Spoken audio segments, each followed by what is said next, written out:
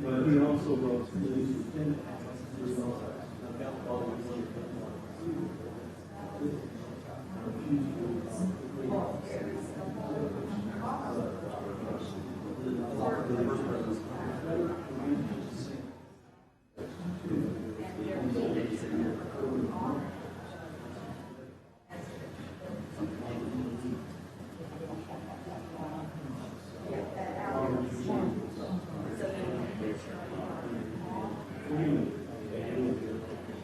Oh, thank you. Thank you. Put me on your list. He wrote,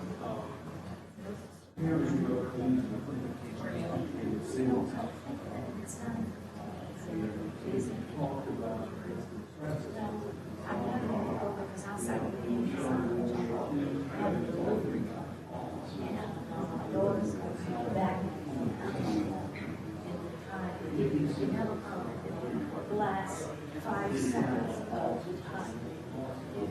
She's got to leave.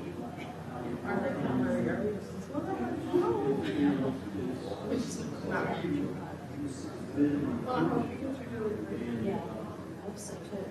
This is the third time, so let's think it's. You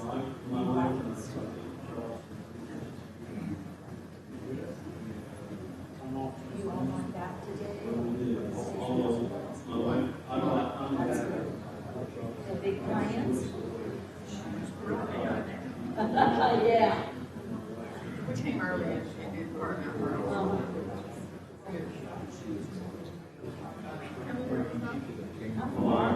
I'm originally from Virginia, so. But I've been here all over the.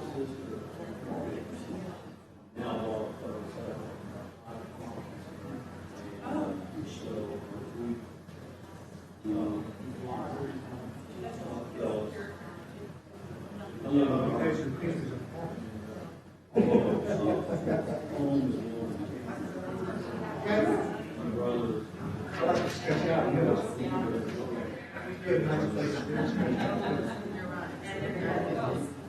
thought it was because I looked at it this morning. I felt like maybe, I would pace a little extra but the delivery is a box of rolls on my mattress, so I had to pull those to the wall, make sure that they go through, and I just put on fixing to have on the bed, take it all off. That's right, whatever the mattress back on. Dress it inside. I can do that. yesterday was nice.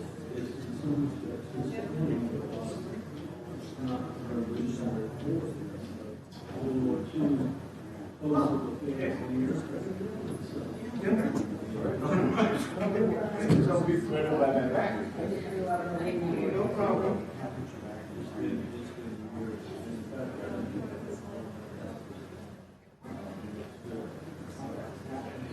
We have a relative in New Maple store.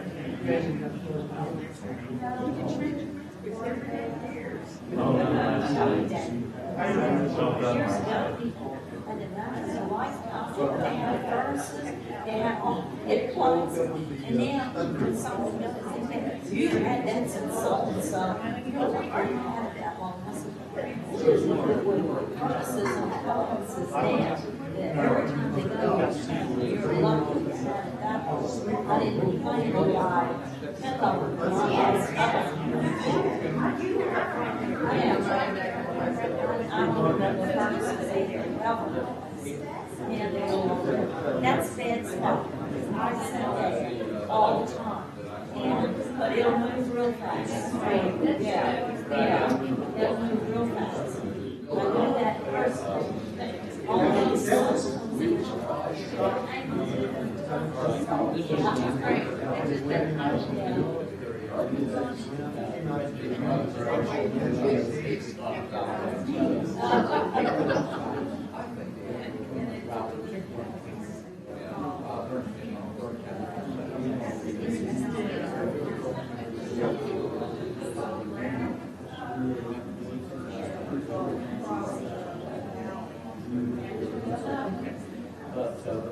This is the implementation.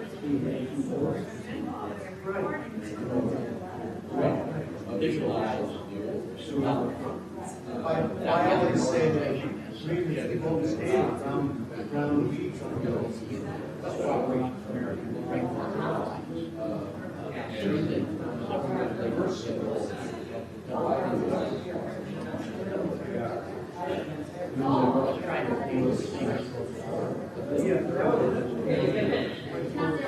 All right. We'll get it.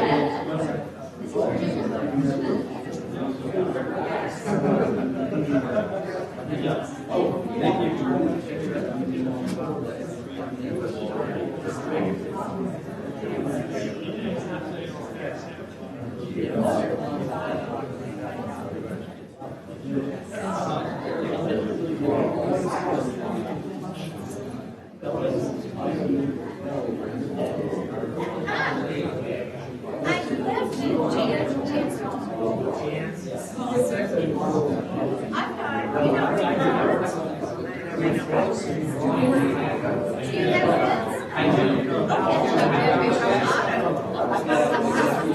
All our information is back there in the back. There you go.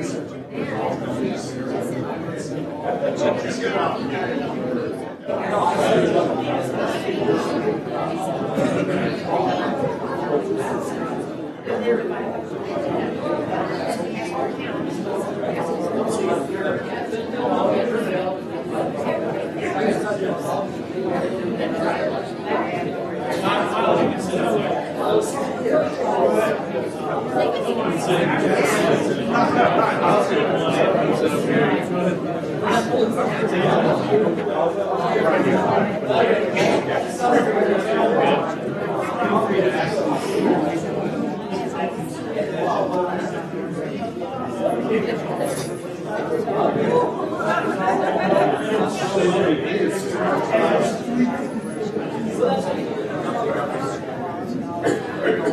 is the room.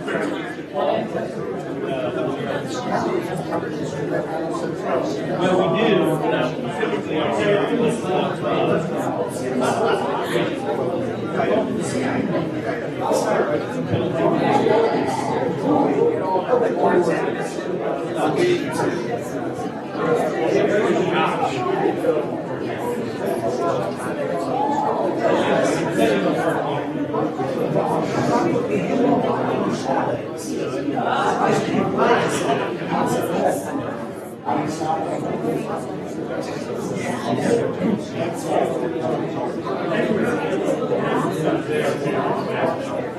we're not against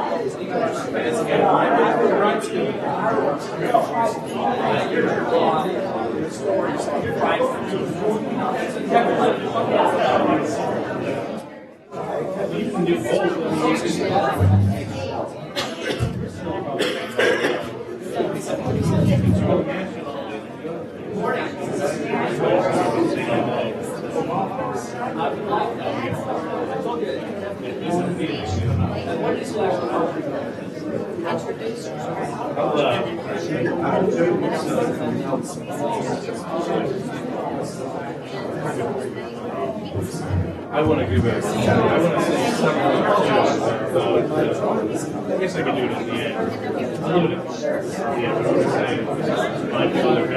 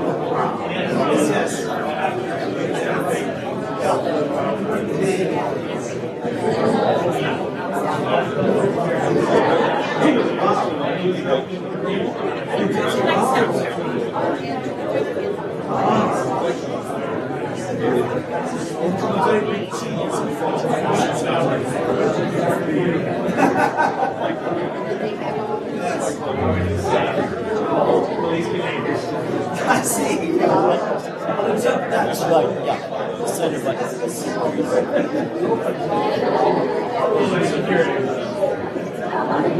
Oh, yes,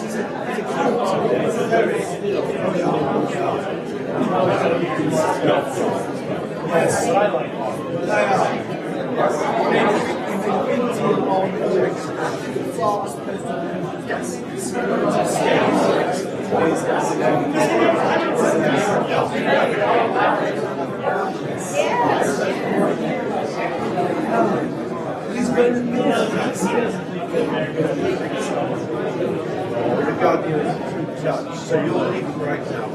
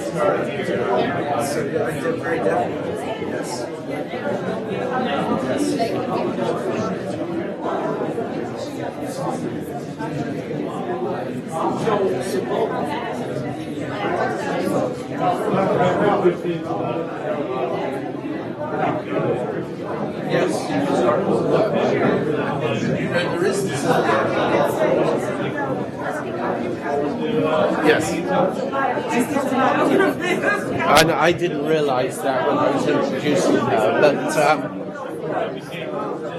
I'm interested in early Cuban episode, what's going on in the Caribbean in that period. Yes. Please be seated.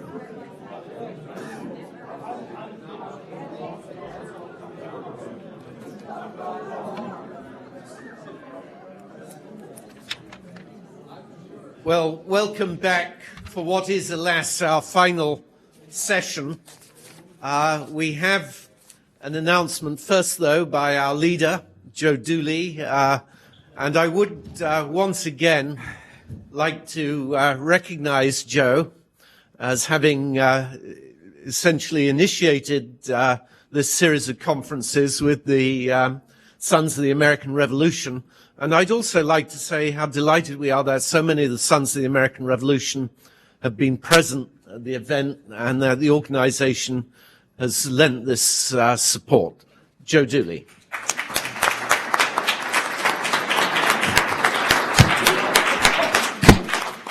Good morning, and thank you. Thank you, Andrew, very much. In addition to having a really wonderful conference, we've done some recruiting. Professor Dull will be joining the SAR. I've learned that Professor Duval is a direct descendant of a signer of the Declaration, so I'm going to encourage her to join the DAR, and I'm going to get her two sons in the SAR. So one of the objects of this conference is, of course, to prepare a peer-reviewed, edited volume of the papers that are presented. And so I just want to show you, this is the volume that was published as a result of the papers that were presented at the first SAR annual conference. And what I really want to bring to your attention is not just the existence of this book, but I want you to know that it's available for sale in the Mount Vernon bookshop, in the gift shop across. And if you buy it today, you can get 10% discount. Is that correct? Yes, and I want to encourage you to buy T-shirts and other collectibles and gifts at the Mount Vernon gift shop, but do buy a copy of this, all right? 10% off, and this is the first SAR annual conference. That was my announcement. And of course, the next volume to come out. The next volume to come out, that's true. That's true, and Andrew actually was, yes.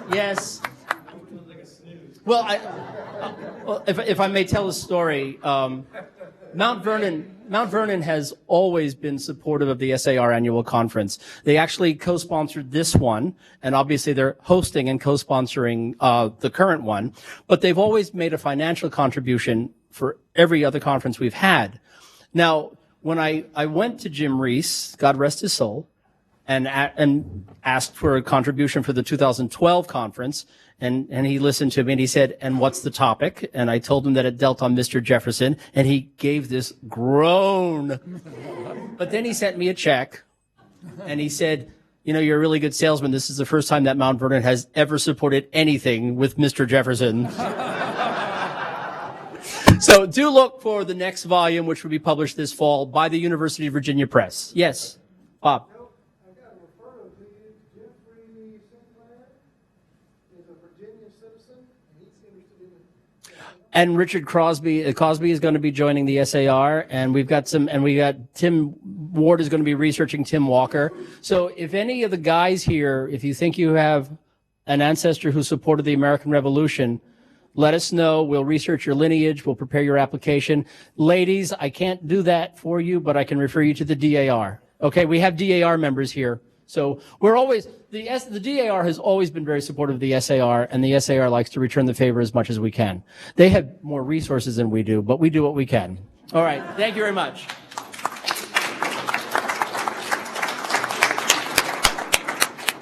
Well, Doug and I will be getting up just before the end to talk about the publishing of this conference, and we'll want particularly to give some deadlines to some of the speakers, and we hope that they'll all be prepared to have their papers published.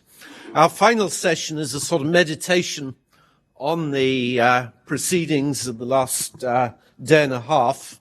The two speakers, Jonathan Dull and Robert Kraut, are two of the people that I first contacted in connection with this conference. I must admit I'd never met Jonathan before, so I was very excited to do so because in many ways he's one of the fathers of the study of the European context of the American Revolution. He did a major book on the French Navy and the American Revolution, but there's a wonderful short book on American diplomacy and the American Revolution, which is, and both books remain standard. Thank you. It's being held up now.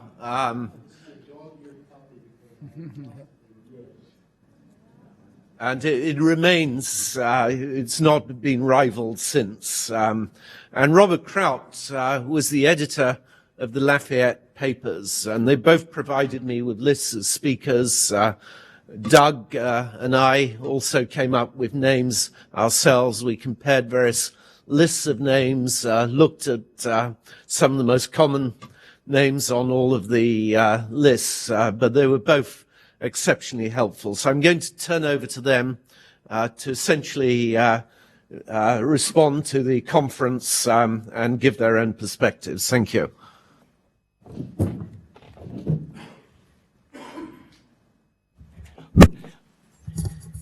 Okay, can you hear me okay? No problems. Okay.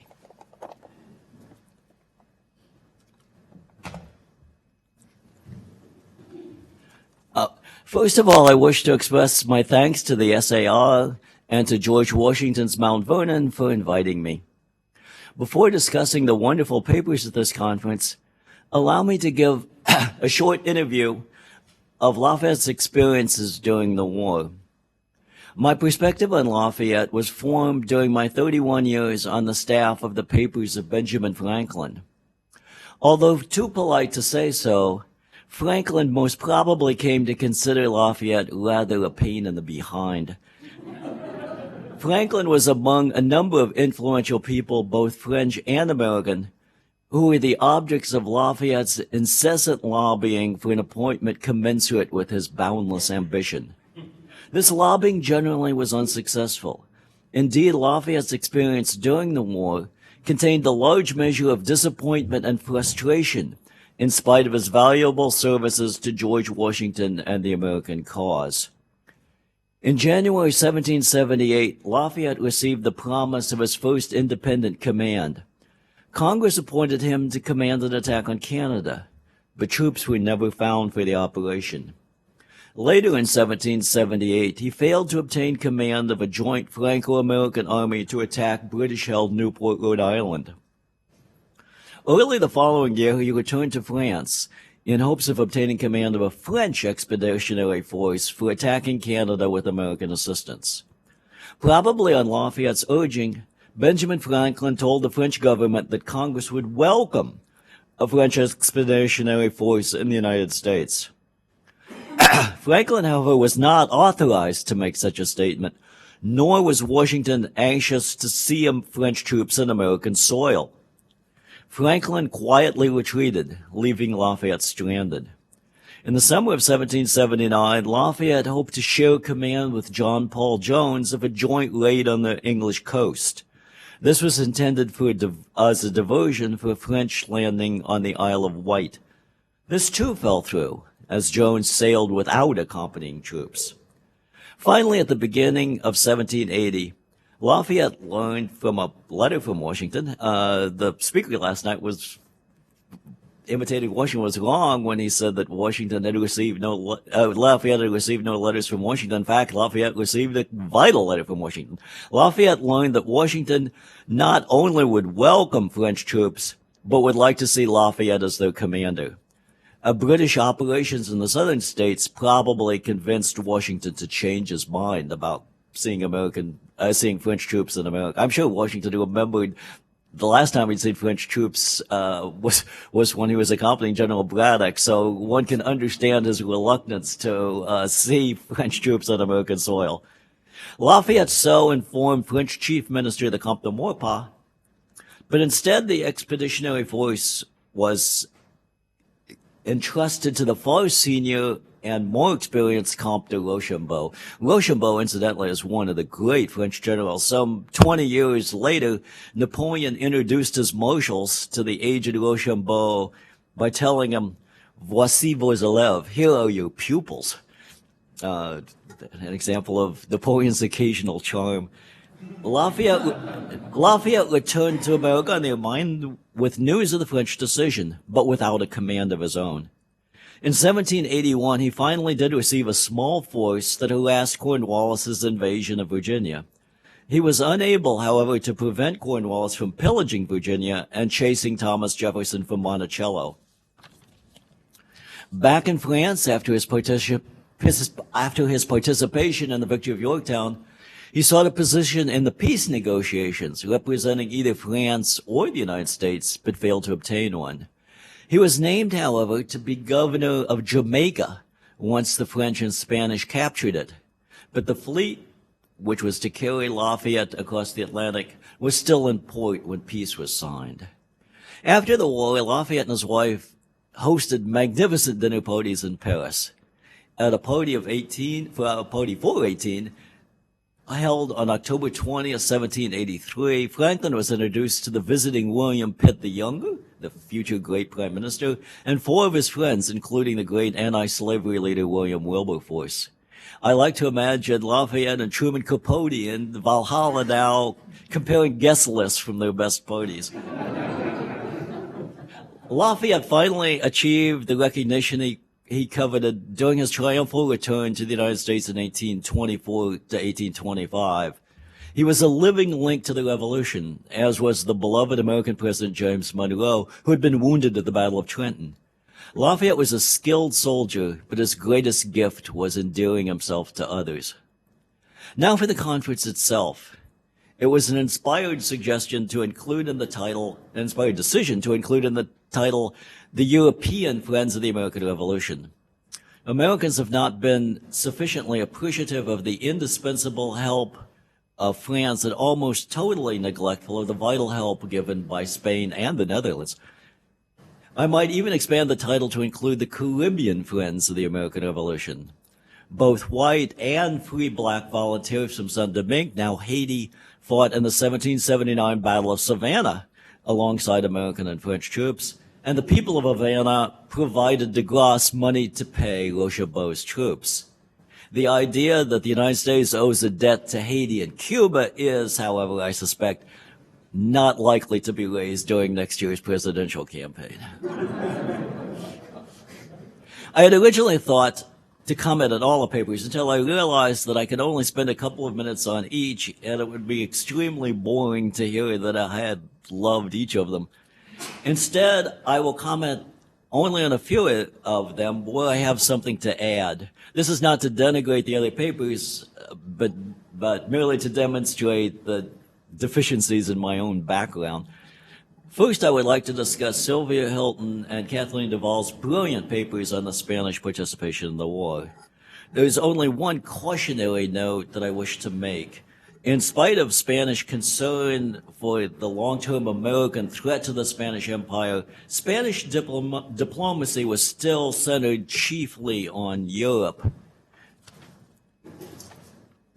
The terms for the Convention of Aranjuez, by which Spain allied with France in 1779, were that France would not make peace until Spain obtained Gibraltar, and that France and Spain would invade the British Isles. Attempts to add other objectives as indispensable failed to overcome French objections. Nonetheless, Spain was extremely concerned about the American threat.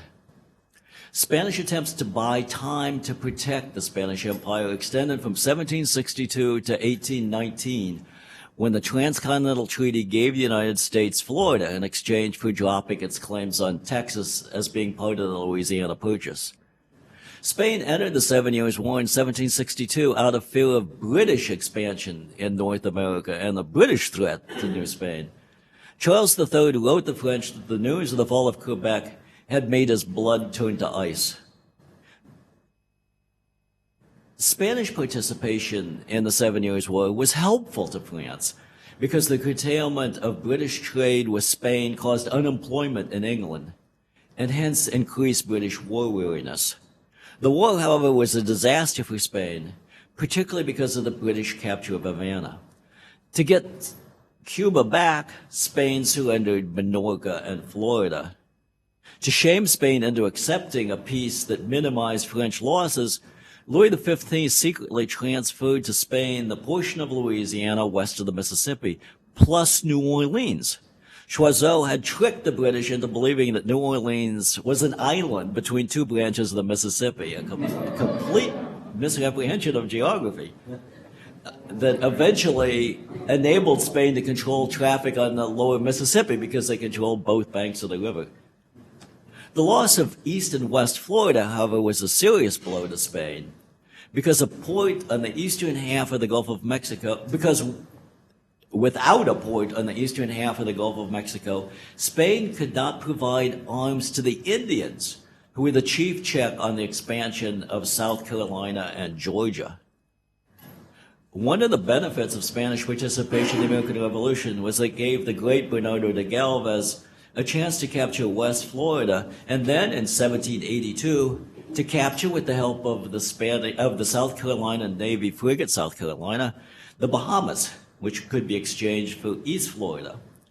Orlando was able to gain both Floridas as well as Minorca in the peace of 1783 in exchange for giving up Spanish attempts to regain Gibraltar. This permitted Spain to reopen contacts with the Indians and escaped slaves of the southeastern portion of the United States, as well, of course, as continuing to maintain its chokehold on the Mississippi River. During the peace negotiations in 1782, John Jay, embittered by his treatment in Spain and ignorant of the essential services of the Spanish Navy and Army, actually encouraged the British to recapture Florida for Britain by offering them wider boundaries if they did so. Luckily, the British had other things to do and didn't take him up on it. Jay's action was not only one of the most disgraceful chapters in American diplomatic history, but also one of the most stupid. Had the British taken up the offer, Florida today might be British. Most importantly, it would have completely altered the course of the Civil War by offering the Confederacy free access to trade with Britain through Florida. The Spanish instead were able to buy almost 40 years for the existence of Spanish Florida. For details, you should consult Professor Rossignol's marvelous book, The Nationalist Ferment. Going on, and listening to Julia Oswald's stimulating paper on the French government's attempts to reconstruct the French image of America, I was struck by the amazing concurrence of Bourgen's aims with those of Benjamin Franklin. The two did have a fundamental conflict in early 1777. Franklin and his colleagues wanted French participation in the war as soon as possible because of the danger still facing America. They did not realize that Bourgen had to postpone direct French involvement until the rebuilding of the French Navy was complete in early 1778. Although this led to considerable tension, Franklin was patient enough to wait until the arrival of news of Saratoga on December 4, 1777. Meanwhile, however, Franklin launched his own campaign to modify America's image by providing articles for insertion in the Affaires de l'Angleterre et de l'Amérique. But the main thrust of his diplomatic campaign was in French Salon. His job was to convince French aristocrats to support a group of revolutionaries. Franklin was an almost fanatical revolutionary whose hatred of King George III and the British government was boundless. Franklin, however, used his wit, his charm, and his fractured French to convince French aristocrats that the American Revolution posed no threat to the French social order. He also carefully avoided contact with French commoners, with Bourgen's political opponents like the Duc de Choiseul, and even suspect French intellectuals like Diderot. Bourgen and Franklin's propaganda eventually not only relieved French fears, but awakened enthusiasm for the American cause, even among French higher aristocrats like Lafayette and his friends. Let me finish by trying to answer a question raised by Professor Enthoven's paper, that concerning the nature of John Paul Jones' squadron. Was it French? Was it American? To answer, we need to look at an historical precedent from the 1690s. Halfway during the 9 Years' War against Spain, England, the Holy Roman Empire, and other states, King Louis XIV ran out of money for the French Navy. His solution was very creative. He used his personal funds to outfit a group of warships as a privateering venture. This squadron, under the command of the great French Admiral de Guestroin, was successful enough to turn a profit, capturing the great Spanish port on the north coast of South Carolina, Cartagena de Indias. The Jones Squadron was similar, a privateering venture sponsored by the king with an American frigate, ships on loan from the French Navy, French privateers, and a ship purchased by the king for the use of Jones as a goodwill gesture. Jones named the ship the Bonhomme Richard, after the pen name of his friend Benjamin Franklin. The paymaster of the squadron was Franklin's landlord, Jacques Denardier-Larrey de Chaumont, a naval constructor. The Serapis, the main prize of the squadron, was purchased at auction after it returned to France by the king, with the funds to be used to pay the sailors of the squadron. The Serapis, now the king's personal property, was sent on a voyage to India, where unfortunately it was shipwrecked off the coast of Madagascar. So the answer to our question is that the squadron was neither French nor American, but a private investment of King Louis XIV. King Louis XIV, King Louis XVI. Now let me turn over the podium to my old friend Bob Kraut, who hopefully will rush to Lafayette's defense.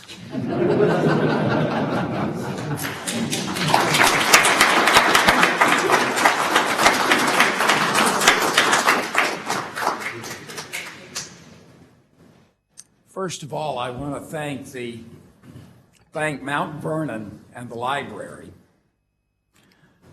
the SAR, and Andrew O'Shaughnessy for arranging to put this together. As you've no doubt guessed, Jonathan and I have been working on this topic of transatlantic now for about 45 years each, which means that combined we have put almost a century into this. And I don't know about Jonathan's experience early in his career, but when I was finishing up my PhD work, and I was applying for American positions with a dissertation on the diplomacy of trade, French involvement in the American War of Independence.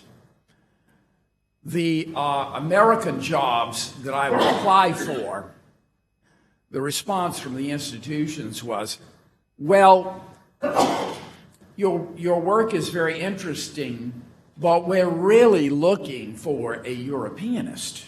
And you're really an Americanist. And then the American jobs I would apply for, they said, well, we're really looking for an Americanist, and you're a Europeanist. So there was no field called Atlantic history.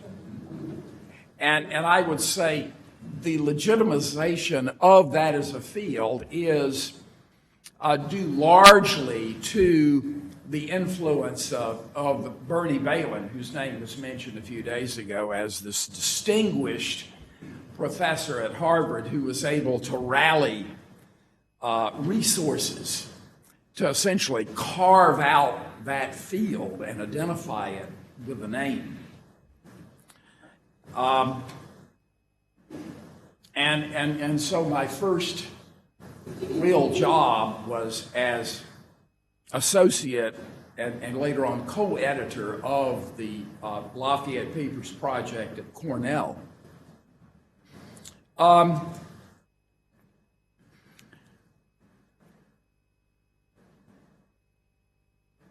As far as the dedication of this session, or excuse me, this conference, to Jacques Godchaux and Robert R. Palmer, I think that is a very important recognition, which they did not enjoy in their lifetime. I do hope that the organizers of this conference will send a copy of that program to Stanley Palmer at the University of Texas at Arlington, his son, who would be very happy to know that his father eventually received the recognition that was so denied him in his own lifetime. When we think of Robert Palmer, of course, everybody's always bringing up his 1959 book on the age of the Democratic Revolution. What we often forget is that his first foray into this subject was his dissertation, or as they called it, thesis at Cornell in 1930 on the influence of the American Revolution in France, which, by the way, was never published. He went on to, again, do a series of books on the French Revolution until he returned to that with this idea of the thesis. Godchaux, on the other hand, had another issue that he was facing, which I suppose we have very few French historians here, or historians of France. So let me explain this a little bit. Very complicated, but let me see if I can simplify it. It is that for much of the 20th century, the standard interpretation of the French Revolution was based on Marx's theory that it was, in fact, part of this Hegelian dialectic of thesis versus antithesis leading to the creation of a new force or synthesis. And that therefore the French Revolution was a series of class conflicts. And that, again, at the early part of the revolution, it was the conflict between the king and the nobility. Later on, it was the nobility and the bourgeoisie, and that represented by the Jacobins. And in the latter stages of the Jacobin Revolution, there were few appearances of the proletariat in figures like Saint-Just.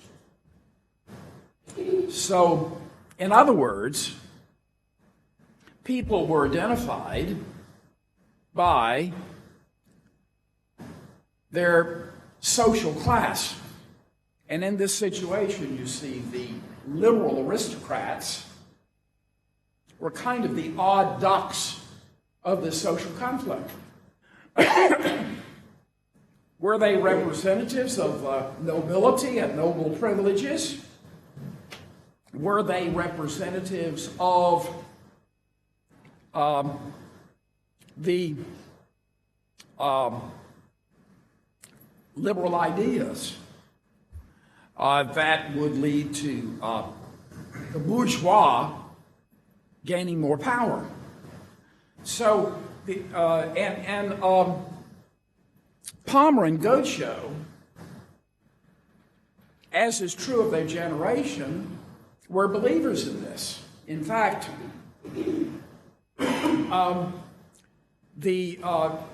this is why the idea of an Atlantic Revolution was so controversial.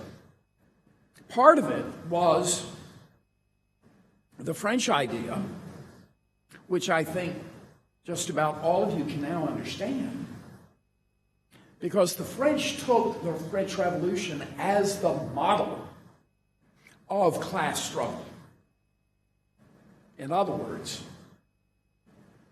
I'm going to use a powerful word here. The French Revolution was exceptionalist. It was unique in history. Therefore, it could have no connection with an American War of Independence, which was not a true class struggle and therefore a true revolution. So in other words, the idea that the American Revolution and the French Revolution were part of the same movement was antithetical to their frame of mind. And the result was that when they gave their paper at the Congress of International Historical Sciences, the French scholars jumped on them with a fury. And the result of that was that while, and of course, Gaucho, as a French historian, had to deal with that on a much more intense level. I mean, let's face it, his career was at stake. Was he going to oppose the tide of the profession?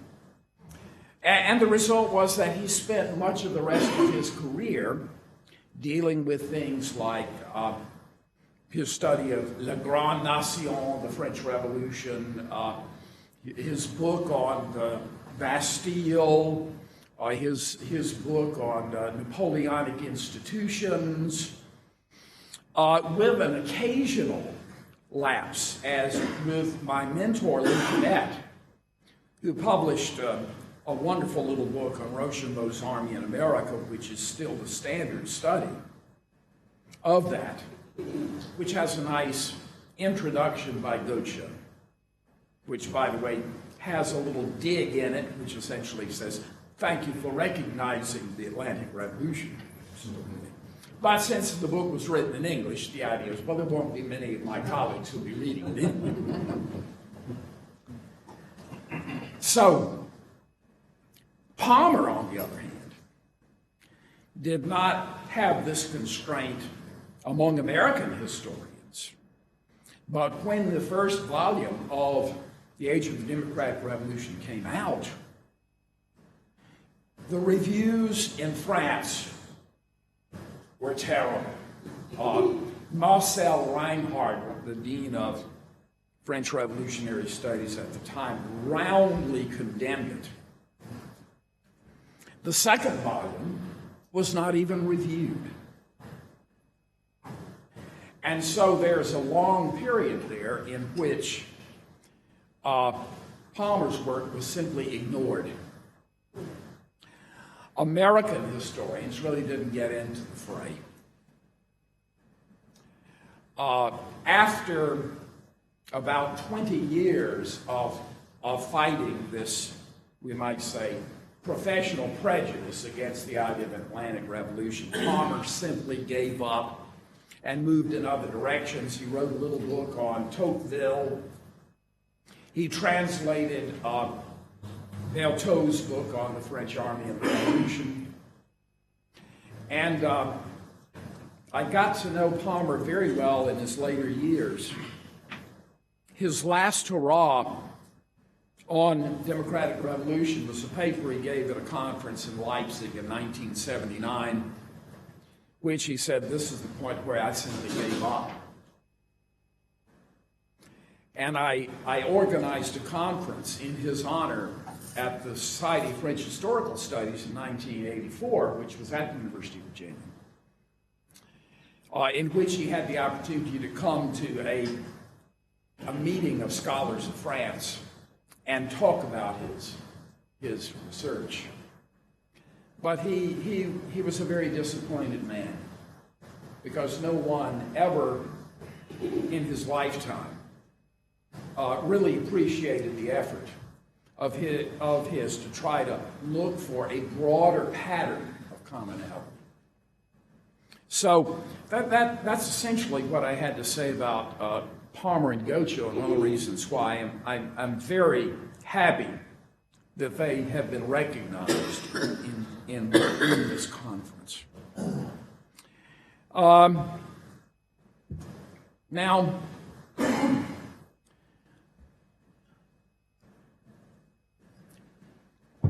as to Mr. Lafayette,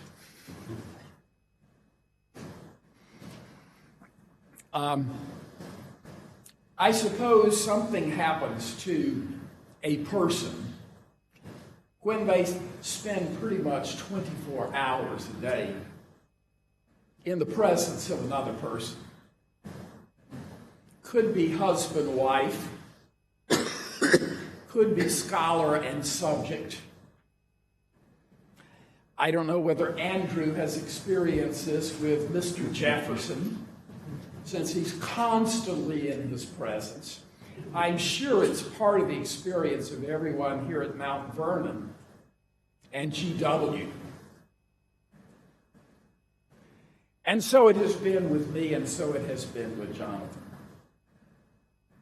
And when you follow a person's correspondence every day, every month, year after year, you start to get an insight into their values, their motivations, their actions.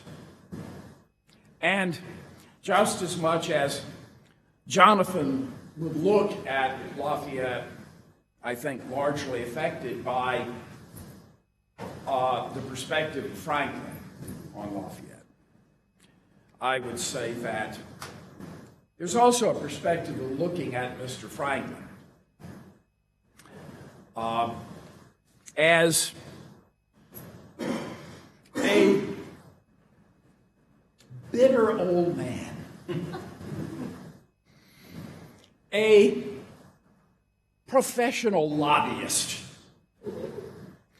in his latter years who takes upon the role of packaging himself as this jovial frontier philosopher.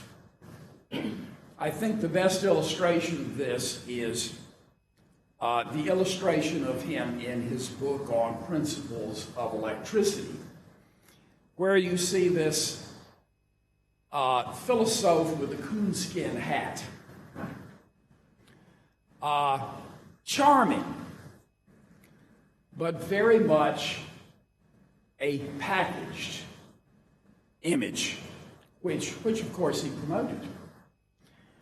And I guess we could say, well, most politicians are interested in promoting their particular package. And Franklin, I think, was one of the most successful at that in the American Revolution.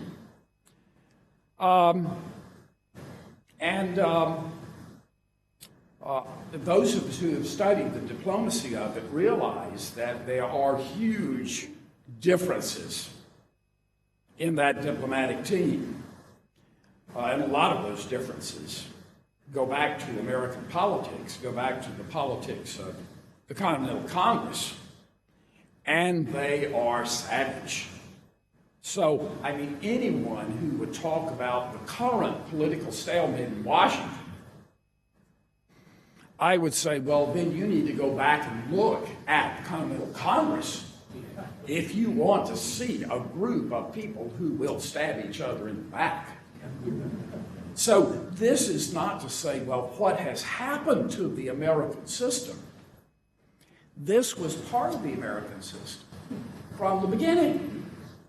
This is, in fact, the lot of the Founding Fathers.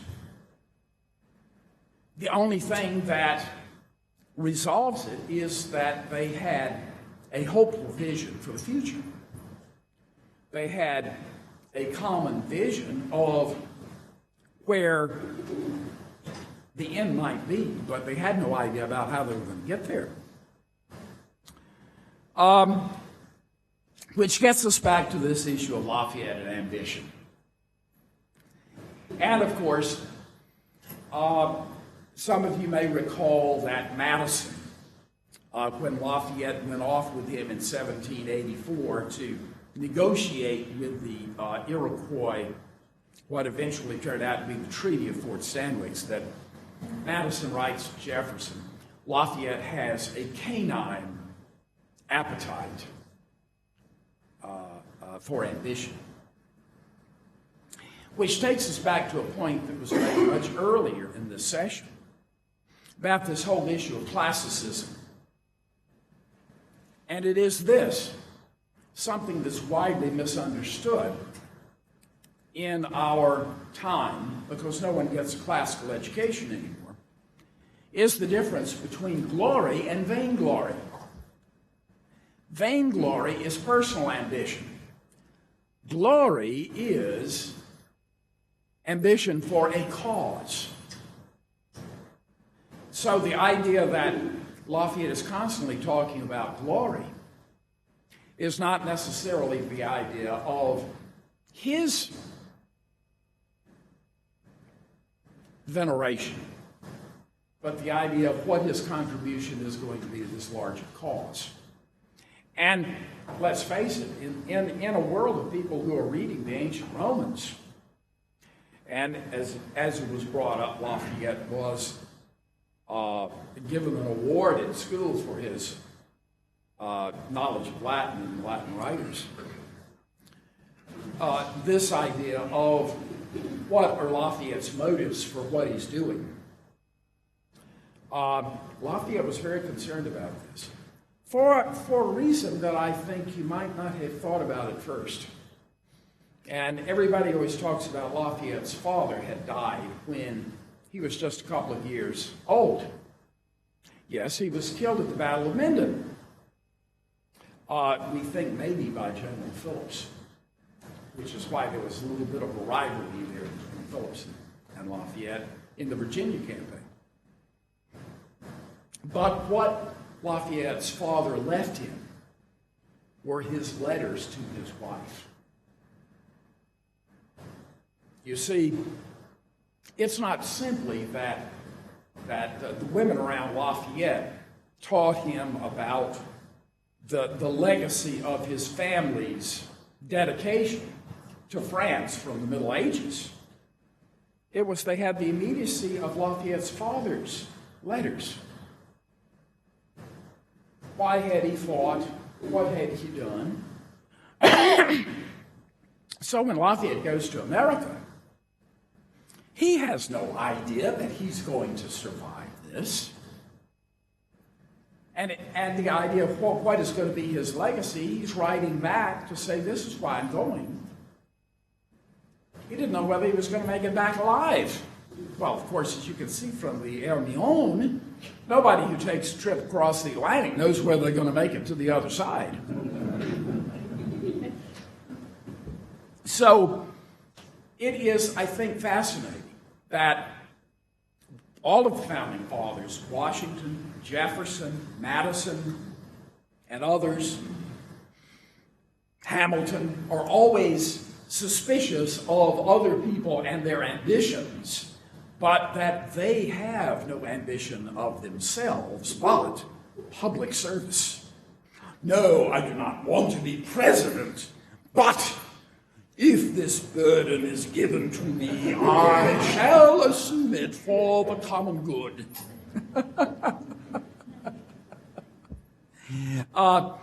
And I think it's quite fascinating that, again, that they all are worried about Lafayette's ambition, but somehow or other do not see this in themselves. On this issue of the Canadian expedition, again, the idea of Lafayette taking command of this was simply the idea that some members of the Continental Congress thought there would be a groundswell among French Canadians who did not want the burden of British power, and the idea that, you know, they might be independent of British control, and that a Frenchman encouraging them to rise would be the motive that would get them going. And of course, this gets killed because the idea is in Continental Congress, well, what the heck are we doing? How can we send some of our resources up to Canada? We need to marshal all those resources right here. We don't have those resources to expend. If the Canadians want to revolt, let them do it on their own. And then the question of, well, who's going to command it? And I think the other thing we need to keep in mind, and this is a common issue, it's part of Washington's initial fear about having a French force here, is that groundswell of hatred of France from the French and Indian Wars, the 7 Years' War. The idea that, after all, most of them are really papists. And as papists, they are not only anathema, but they are believers in papal despotism, which we see in this form of government called divine right absolutism, which of course is, again, one of the motivating forces in English history. Oh, you know, we can't have King so-and-so. He has papist tendencies. And so you see, again, this issue of religious and cultural prejudice. So Washington is not really happy about having lots of French troops racing around. And of course, as my mentor Lee Connett's book will indicate, yes, that does arise from time to time. Yes, the Americans are happy to have the French alliance, but those old fears of hundreds of years are still around. And the idea of the French invasion of England and Lafayette's role in that, again, goes back, I think, to something Jonathan had said about the the Spanish and the French had been thinking a long time, and it goes back to the 7 Years' War, I know in the documentation, planning for this idea of let's carry the war to the British, let's invade. And that will let them know that we are serious. And that will bring them to negotiation. And rallying troops and Lafayette being on the coast ready for the invasion and so forth, that never happened. But yeah, that was part of the idea. The idea of Rochambeau as commander of this French expedition rather than Lafayette, well, I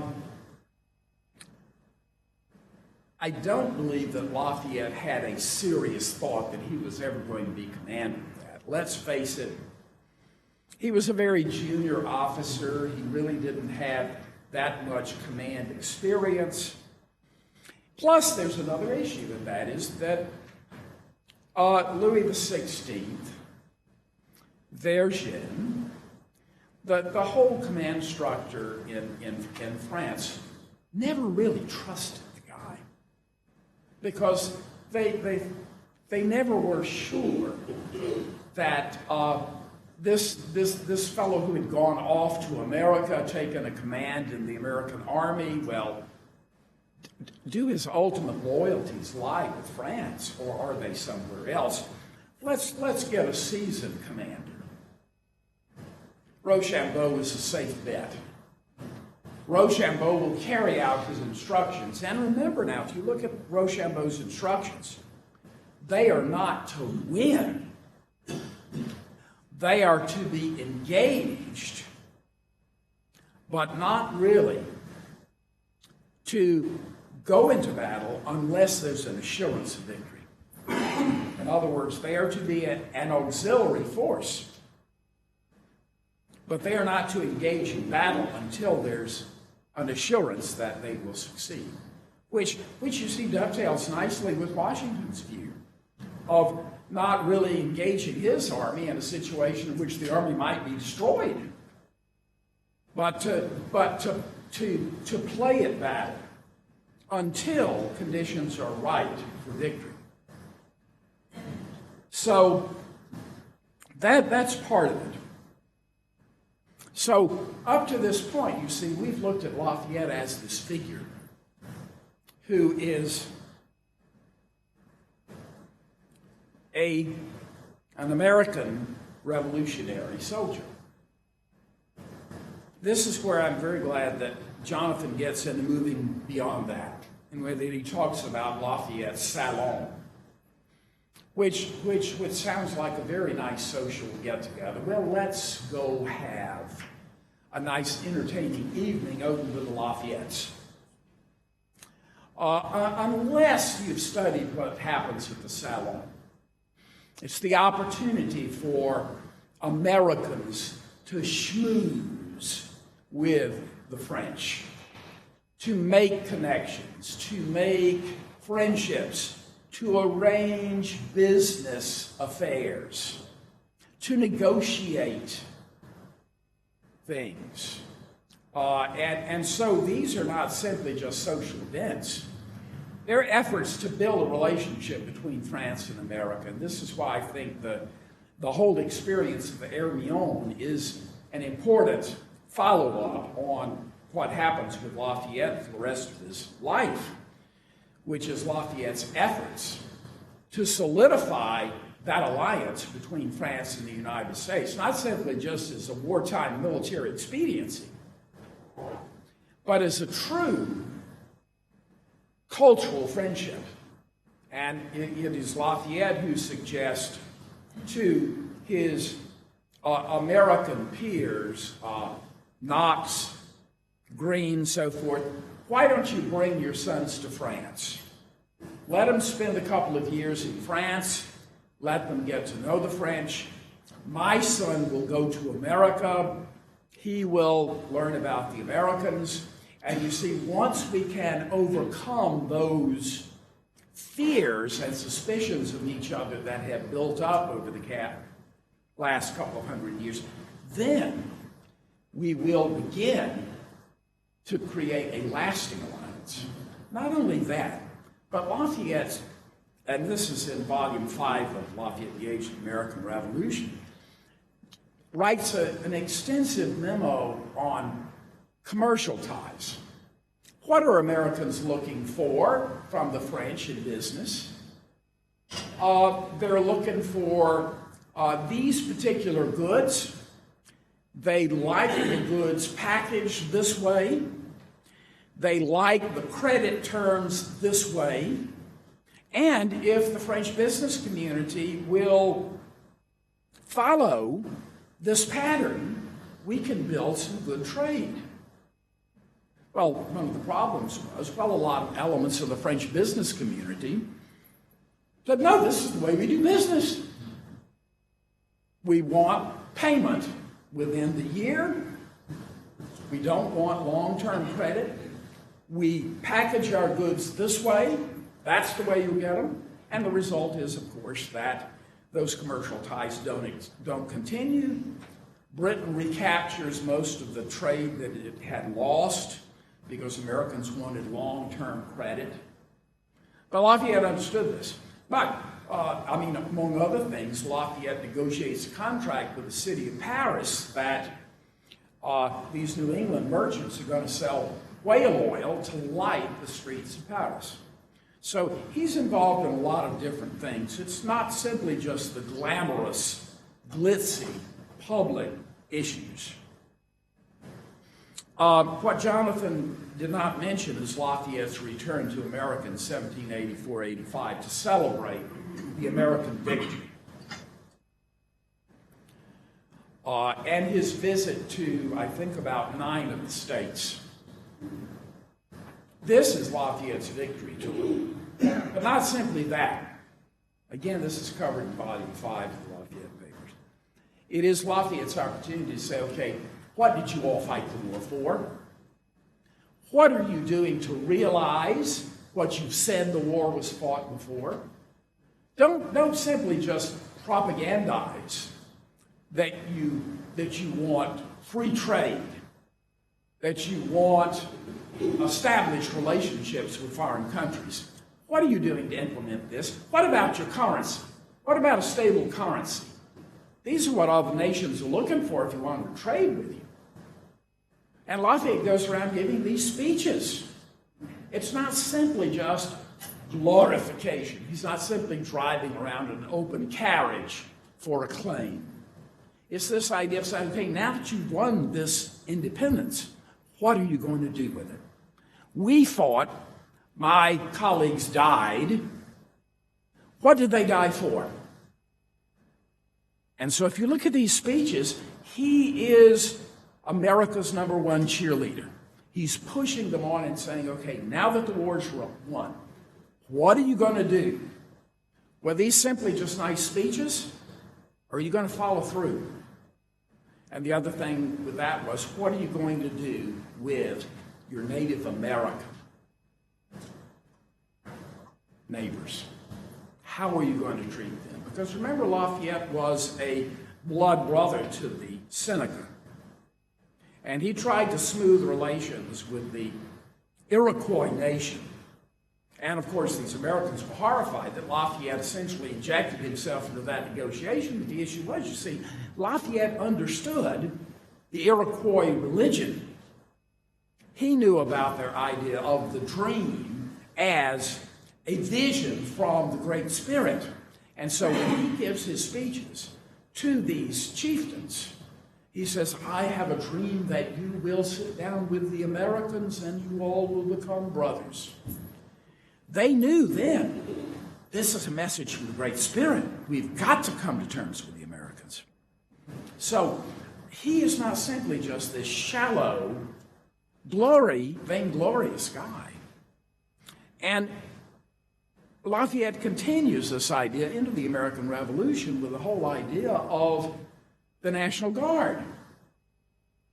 He talks about France's need for a National Assembly in 1788, before the Estates General had ever met. What? National Assembly. France needs to think as a nation. Now, you look through all the speeches of all of these figures in the States General and tell me how many of these prominent figures are talking of France as a nation rather than a kingdom. And this is not simply these are not simply just public speeches.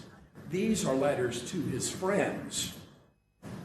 And as you know, when you write a letter to your friend, you say a lot of things that you're not expecting are going to be publicized. So there's a lot of issues here. When we get to Lafayette's tour, 1824-25, which I want to briefly touch upon, if I can do anything briefly, sorry for that. It is this idea of the 1824-25 tour. This is why it's so important to this audience to say, okay, I came back in 1784 and asked you, what were you doing with the legacy of the American Revolution? Now I come back 50 years later. What have you done with the legacy of the American Revolution as you approach the 50th anniversary? Not simply just to ask Americans this, to say, okay, so far is equality. What are you doing with your Native American brothers? What are you doing with the Africans who are working for you? What about their dignity? What about their natural rights? So we always look at that as a big social event. Lots of parties, lots of performances. But behind it all is, again, this gentle push to say, okay, what are you doing to realize the dream? Not only that, but Lafayette takes this opportunity of his visit to America to send back to Europe reports of what is happening in America, what the speeches are about, and of course, the censors in France are having a chaotic time with this. You know, it's news. How are we going to censor it? Lafayette gave a speech on so-and-so. The citizens of Leesburg, Virginia, gave him this address. When he arrived in at Mount Vernon, they addressed him as so-and-so, the toast was such and so. Lafayette is trying to say, okay, the Americans have shown that the Republican experiment is successful. America is prospering. America is growing. The wilderness that I behold 50 years ago is now filled with towns and industry. So, republicanism is not simply just a shallow ideal and not a reality. Republicanism can succeed. Republicanism is practical. And if you look at Levasseur's account of the tour, you will see that there are all of these documents of American history. He goes through, he gives extensive quotes about what happened in Pennsylvania, what rights do Pennsylvanians have. These are not related to Lafayette's tour, but they are talking about the success of republicanism as a form of government. So this is the legacy of Lafayette. And again, the idea of bringing in Louis Philippe, someone who's saying, oh, I've been to America. America's great. I believe in America. You can see, well, to some extent, you can say, well, Lafayette, was Lafayette a fool? I don't know. Are we all fools? When someone tells us what we want to hear, are we not fools to want to believe them? And again, that was one of Lafayette's great disappointments and why he went into the opposition the last 4 years of his life. But in this time, the time when none of these biographies of Lafayette are talking about him, suddenly Napoleon leaves. Suddenly Lafayette's in 1830. Suddenly, Lafayette's dead. Well, come on now. What was happening over those 25 years, the last 25 years of his life? Lafayette was supporting public education. Lafayette was supporting public libraries. Why? Building France for citizenship. The same sort of thing that had to happen in America. The idea that you cannot have a republic with an ignorant citizen. It's a slow process. It isn't quick. It isn't tidy. Is it idealistic? Hell yeah. But is it a good goal? Hell yeah. And the idea that would Lafayette ever live to see this? No. But is it a struggle worth fighting for? Not simply just in the American Revolution, but it is that founding vision, the one that we celebrate in all these founding fathers projects, to say, why are they fighting? Are they fighting just simply for their commercial interest? Then why are they saying all this stuff about natural rights and liberties and so forth? Is that simply just window dressing? So yes, I am personally moved that you all have this and that you have included Lafayette in this. Now, I want to publicly thank James Billington, Librarian of Congress, who, and I'll just say it right here to all of you, who because of a little flap over computerization at the Library of Congress, I think has been unfairly pushed out as Librarian of Congress. And maybe he says, enough. Maybe I've done enough now. It's time for someone younger and more energetic to take it over. Billington convinced the Schönbrunn Foundation, the owners of Lafayette's home, in the mid-90s, to allow a team from the Library of Congress to come in, microfilm all the documents there. There's 50 rolls of microfilm of Lafayette documents at the Library of Congress. And it's been duplicated in other places now. But this is one of the reasons why you don't see a lot of people here with sessions on Lafayette. There is no one-stop shopping. You have this wonderful facility here. Anybody who wants to write a book on George Washington can come here. Everything's here that they need to do the best scholarship. And Monticello now has such a center too. Anybody who wants to work on Thomas Jefferson can go to Monticello and have those resources available. Tell me, where's that center for Lafayette? There isn't one. A large collection of Lafayette documents was just sold last month when I was in France. Another large block of, again, that puzzle of who was Lafayette. So I've been working on Lafayette now since 1978. Everybody keeps saying, well, when is that book coming out?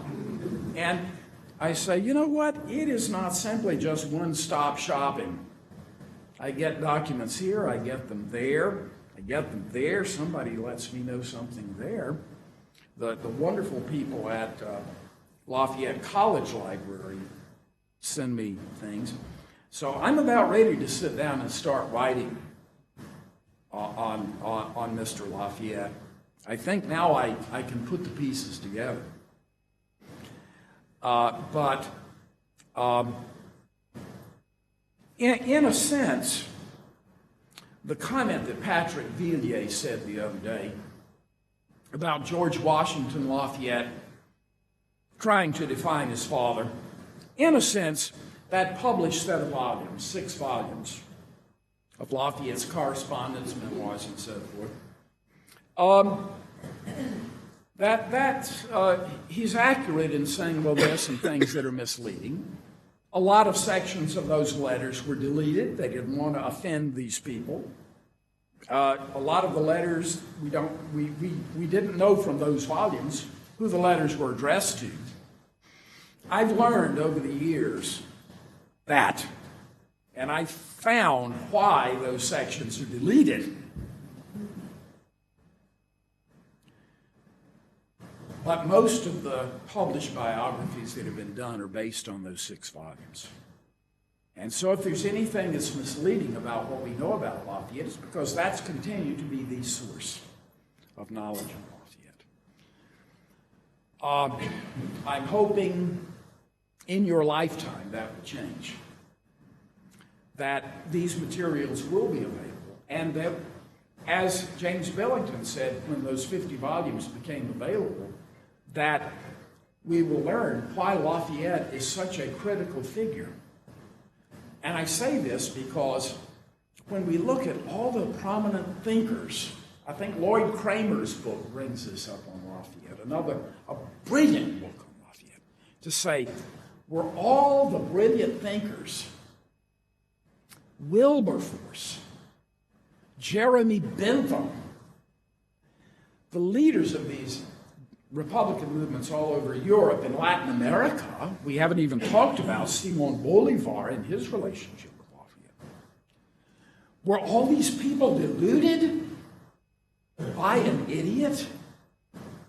A lucky young man who didn't really know anything? Were all of these brilliant people taken in by him? That, I think, stretches credulity. Were they all deluded? So, when John Quincy Adams writes his eulogy of Lafayette, and all of these other eulogies are written around the United States in this period of 1834, around the time of his death, everybody carries their reminiscence of this man, their contacts with this man. He touched so many people. And I don't know whether you came from a town that Lafayette visited. I sure did. So when I grew up in Augusta, Georgia, people were still talking about when he visited in March of 1825. That tour transformed America. Why? Because here was a man who came thousands of miles to celebrate America.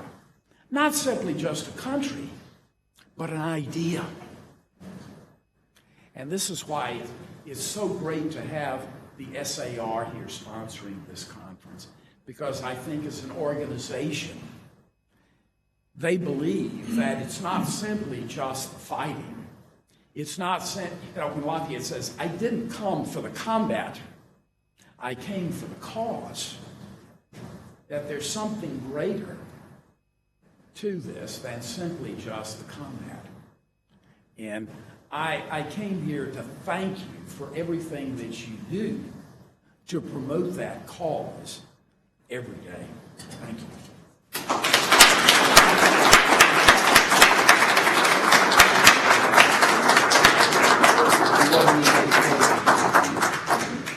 Yeah, we have time for questions, hopefully. Just very quickly, talking about R.R. Palmer, I think in the late 90s he appeared at the American Historical Association in a big panel. It was absolutely packed out. And of course, he spent most of his career at Princeton and Yale. So although relative to, say, Gordon Wood or Bernard Bailyn, he didn't get that kind of kudos. Nevertheless, he was always regarded as a senior historian, and certainly in his later life, the Atlantic history movement was underway and he was gaining recognition. But that was a fascinating context you gave. Would we like any comments from the floor, any responses to the conference?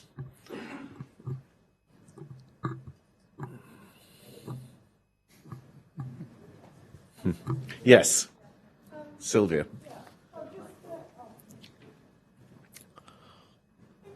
thinking about what Professor Jonathan Dull was talking about, because he spoke so much about the Spanish situation. And you said the Spanish diplomacy was centered most on Europe, which I think I agree with.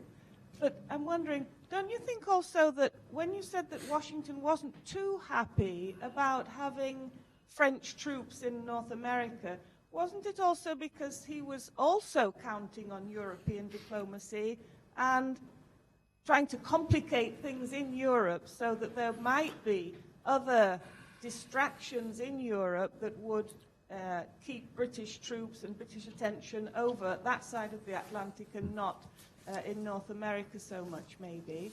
That's one thing. And the other thing, I think tying Professor Patrick Villier's talk about Lafayette in his aspect as a businessman, and then when Professor Dole today said how much it did affect the Spaniards to lose the Floridas in 1763, and how important it was in their strategic planning during the American War to get them back, for their obvious strategic reasons.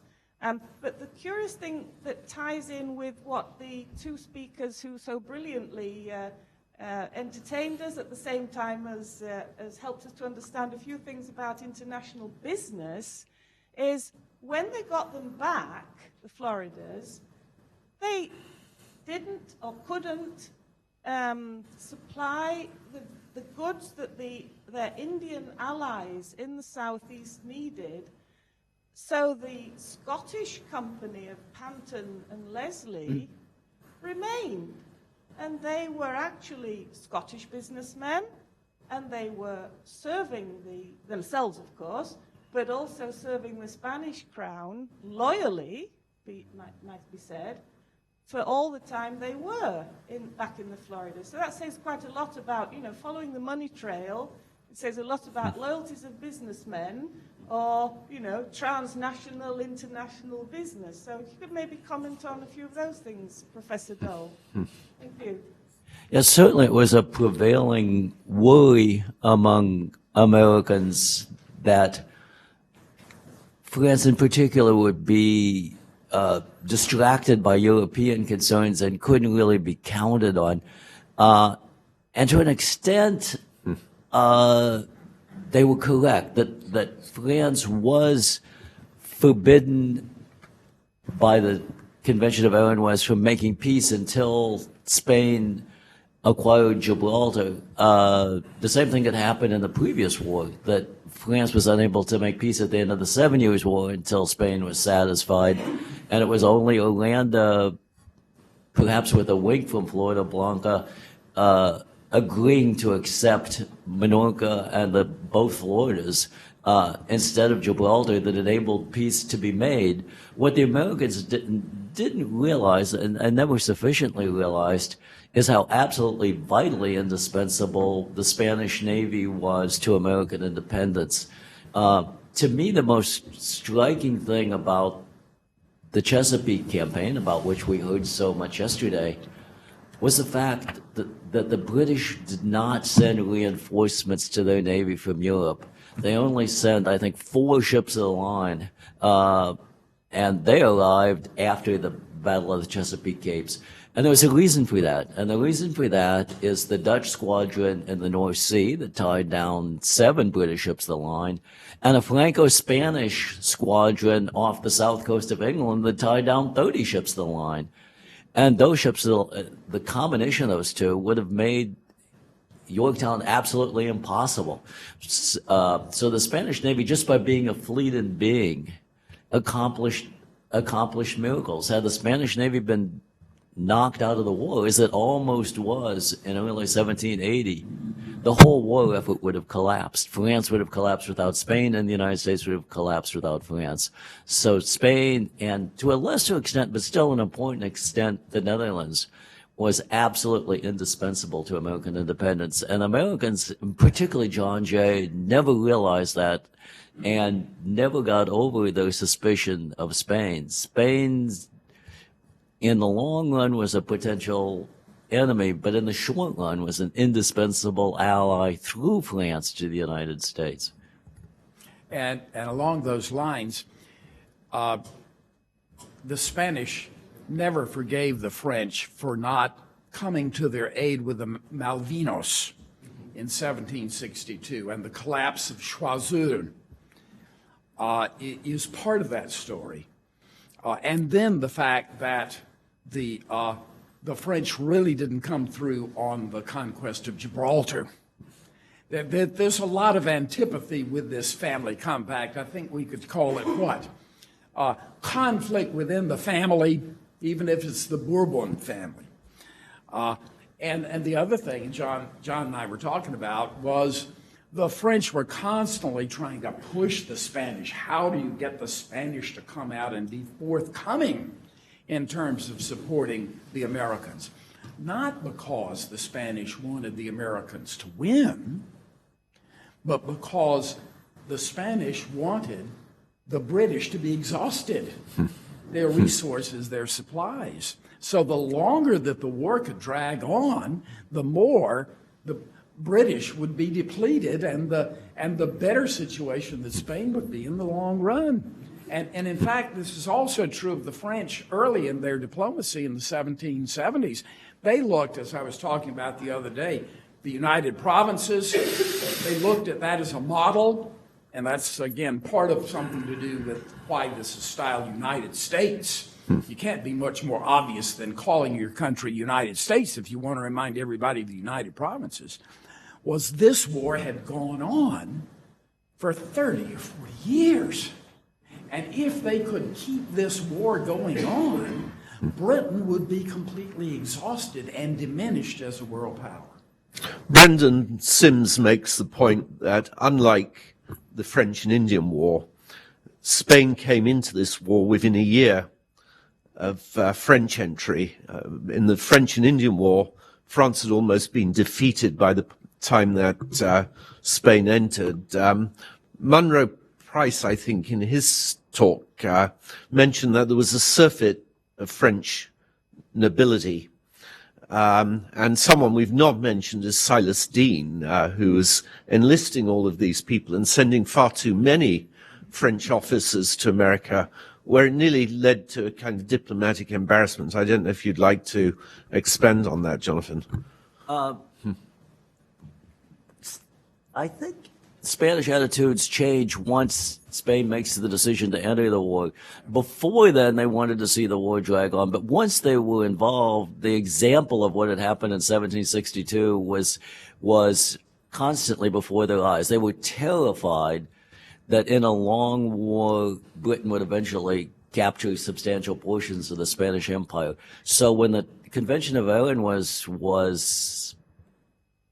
reached in early 1779, there were two indispensable parts of it. One of them was that France wouldn't make peace until Gibraltar was obtained. And the second is that France would agree to a plan to end the war in a single campaign before the Spanish Empire was endangered. And the way of doing that was invading England. And so a huge fleet, the biggest fleet in the history of the Age of Sail, 66 ships of the line, most of them Spanish, were to escort a French landing force to the Isle of Wight, and from which it would then attack the great British naval base of Portsmouth. Because of logistical reasons, shortage of food, disease, the soldiers never embarked from Le Havre and Saint-Malo. But this was an essential part. And then once that had ended, Vergennes was very dubious it would succeed. Once it was ended, then out of necessity, Vergennes agreed to basically split the main objectives of the two forces. France would concentrate on the West Indies and North America, and Spain would concentrate on blockading Gibraltar. And in fact, the blockade of Gibraltar was, by the Spanish Navy, was absolutely indispensable to French war strategy. De Grasse's huge fleet, along with ships for India and ships for North America, left Brest with no opposition whatsoever. And why? Because the British Navy that could have intercepted him was off Cork Island, awaiting supplies that was going to take to Gibraltar. Gibraltar was a constant millstone around the neck of Sandwich and the British. So the Spanish, even though they didn't win battles, in fact, they lost a big one off Gibraltar, was absolutely critical to the war effort. And then finally, the Spanish agreed to form a new combined fleet as a fleet in being to frighten the British by cruising off the south coast of England, where it incidentally intercepted the biggest convoy capture of the war. And as a fleet in being, again, it forced the British to keep its home fleet off England when it wasn't on reinforcing Gibraltar, which enabled the French to gain the numerical superiority they needed to win the Battle of the Virginia Capes and then the victory at Yorktown. I'm just wondering, actually, I'm just wondering, actually, on the example, in a parallel with the way that French nobles, officers, sailors had participated in the American War and came back filled with some of them, at least filled with American ideas, paving the way for the French Revolution. I'm just asking members of the Spanish panels here, is there anything of the same phenomenon observable with Spain? Any Spanish officers, naval or military, who'd served in support of the Americans, come back to Spain and support that, the Spanish reform? Over to Gonzalez. Gonzalez, incidentally, is writing a biography of Galvez and is part of the Spanish embassy here in the United States. Thank you.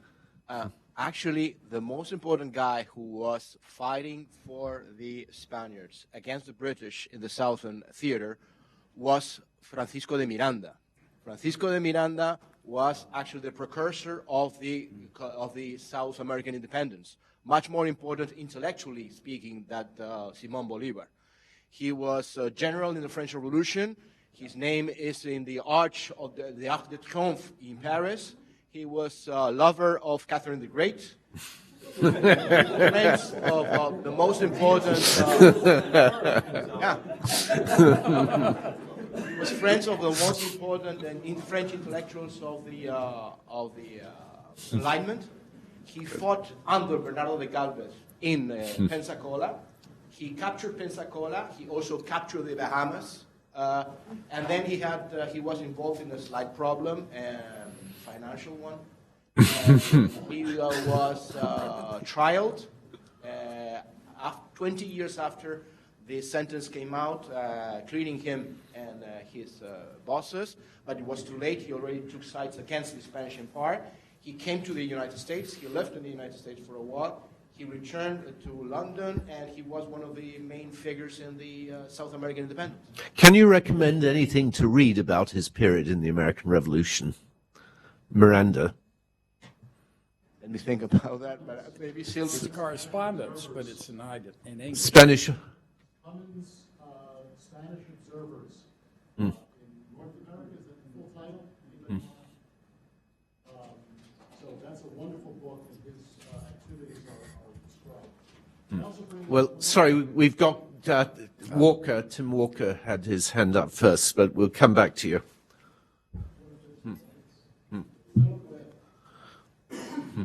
Just for the for Portuguese counterpoint, it's interesting to note that the Gazette of Lisbon continued to publish information about North America following the war, and they published an account of the ratification of the Constitution, but they left out all of the Bill of Rights and anything that would have spread information about personal citizen liberties. Where you do have great interest in the American Revolution is in Brazil, and a number of advocates of Brazilian independence who are studying in France, medical students at Montpellier, contact Jefferson and say, look, we're kind of thinking about breaking away too, can you help us? And Jefferson first says, we're not really interested in getting involved in European wars. But apparently they took the story back to Brazil in 1798 that Jefferson had in fact given them cause to think that the United States might help. And this helps to inspire a rebellion called the Inconfidencia Mineira, the Minas Gerais in confidence, in which there's a pretty serious rebellion in Brazil. And this happens 3 times. The Brazilians look to the United States as their inspiration. Final point on this. When Brazil finally does become a republic in 1888, I encourage you to Google the first flag of independent Brazil. It is an exact copy of the Stars and Bars, only with green and yellow stripes instead of red and white ones. They did that for a matter of just a few days, and then they switched to another flag. But it's very interesting. Somebody who I find very interesting is Francisco Saavedra. Francisco Saavedra is the representative that Bernardo de Galvez sends to Saint Dominique to meet with de Grasse, who releases the French troops, promises an auxiliary to Spain, and they join Rochambeau's army. And Saavedra's journal has been published by in translation by the University of Florida Press. And Saavedra becomes one of the leaders of Spain during the revolt against Napoleon. He serves at the Spanish Cortes or Parliament at Cadiz in 1809, 1810. So Saavedra's a very interesting guy, and people might want to take a look at his journal, which has all sorts of interesting things to say. By the way, there's also an extensive correspondence of Lafayette with the revolutionaries in Mexico, of course, New Granada, but also the Republic of the Rio de la Plata in this revolutionary period.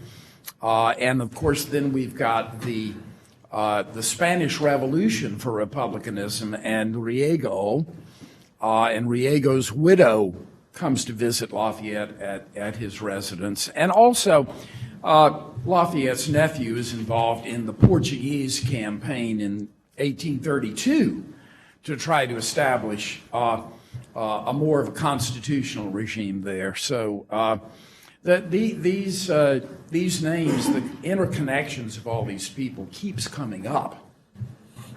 Joe Dooley? Oh, sorry, you first. Yes, sorry. Yes, no, go ahead. Yeah. And by the way, don't forget Alexander von Humboldt, who brought a lot of the information on both the French and the American Revolution to his counterparts in South America, and helped to foment a lot of unrest and uprising. What I wanted to bring up was something I've only come across in the past few weeks, so I am relying on that great historical document, Wikipedia. I'm writing a book on the French and Spanish in the War of American Independence, and one of the questions I continually ask myself and people who know the subject is, did any Spanish officers participate in the war with the Americans the way Lafayette and Duportel and the others? And I kept coming across basically a blank slate until one name popped up. His name was George Farragut. And yes, so the Sons of American Revolution people here, so I'm reading a little bit from Wikipedia.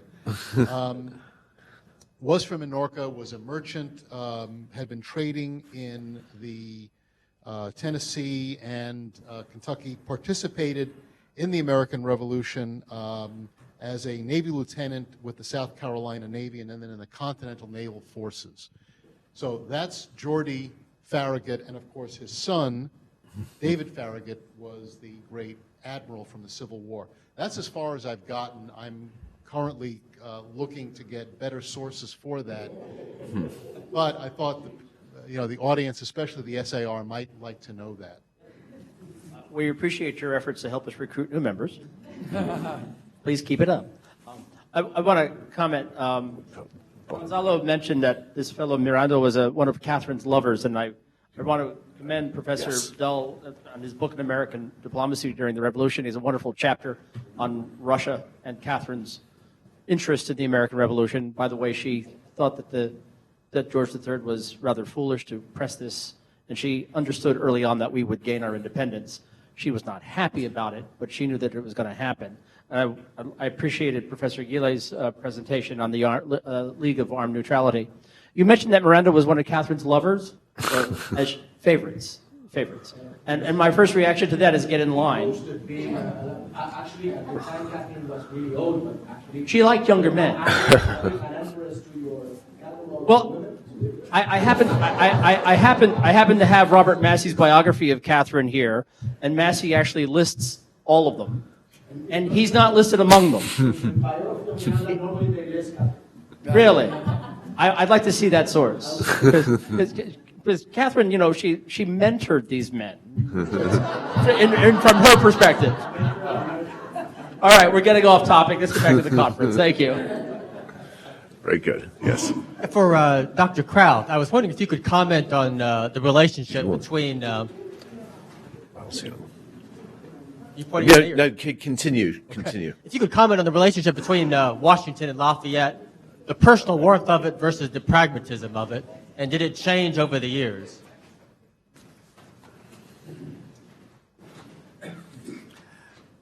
I think I've talked about that informally with some of you. And I think one of the skills of being a successful officer is to very quickly evaluate the people who are serving under you as to what their capabilities are and what assignments they can carry out. And I think this was one of the reasons, not simply because he was a Virginian, but also because he had developed this skill of being able to take his junior officers and figure out, well, who can I assign this to? And of course, there's a level of suspicion when you first meet people. It is not that you suspect their motives, but that you withhold judgment until you have some evidence as to what you can expect of them. And remember, Washington spoke no French. So when Lafayette first met Washington, how are they going to communicate? This would be true of, let's say, many of the French volunteers. Someone has to intervene. Unless, let's say, you have this young man who is trying to speak English. And how would Washington react to that? Here's someone who is trying to demonstrate his support for Americans by trying to learn English. And I think this is one of the things that develops as Lafayette. I mean, this idea that you've seen in some of these romantic biographies, I'll just use the word biography, that somehow Lafayette was lacking a father, Washington was lacking a son, and that somehow or other, there was a commonality there. No, it didn't quite happen that way, but I think one of the things was that as Lafayette served under Washington, Washington realized here is a capable, enthusiastic, and effective young officer. And I will give him increasing levels of responsibility and see how he carries those out. And in these situations, just about all of them, Washington was always convinced that Lafayette could handle the next level of responsibility. So it's not simply just that suddenly this happens in the Yorktown campaign, but that throughout Lafayette's service under Washington, Washington is always impressed by how Lafayette responds to increased levels of responsibility. Yeah, I've enjoyed these past 2 days immensely. I look at them as someone who is by profession a philosopher and a historian only by interest and application, which probably leads me to raise some different questions than other folk. But one of the things I found fascinating as a kind of undercurrent that's come through in a couple of papers is a kind, and it certainly comes out of, I think, this notion of Atlantic history, is a kind of questioning of what I think is an all too common American assumption that American republicanism is only possible on the basis of a Lockean understanding of natural rights. And one looks at both sides of the channel. Professor Kautz mentioned, I believe, of both Burke and Bentham. Burke, of course, totally rejected the notion of social contract theory. Bentham thought natural rights were nonsense on stilts, in his words. And yet both of them supported a kind of republicanism. And likewise, the talk of interest in republicanism in France and Spain is equally interesting in the sense that I think there's a strong case to be made that Locke's construction of natural rights is based on an incredibly English Protestant understanding of God. And so, the kinds of issues that we're raising here seem to me to do a wonderful job of pushing us to reflect perhaps more on the kinds of foundations on which we might base republicanism. I'm glad you raised that question because there is on H. France, and I started to say something to Professor Price about this, in the last couple of days, a huge controversy between Jeremy Popkin, who did a review of Israel's latest book on philosophy and the French Revolution, and then the response to that, which shows this idea of what is rationalism, who are the philosophes. There's a raging controversy going on about that right now, into defining what is the Enlightenment, or what are the currents of the Enlightenment. And the Enlightenment is a much more complex thing. And in fact, and I'm going to throw this out, I hope it doesn't frighten you, but there's also in the work of, in looking at Louis XVI, who people would say, well, he's probably against most of the philosophes, but there is a Catholic Enlightenment that is happening in the 18th century that Louis XVI is attuned to. And it is that idea of God-given rights. And it is that idea that as a just king, one must support other people who are seeking to secure their God-given rights. And I think this is the connection that most people have overlooked so far as Louis XVI supporting the American War of Independence. It is this idea that if Louis is to be a just king and to be a good representative of monarchs in Christendom, that he must support the cause of these people who have been deprived of their traditional rights.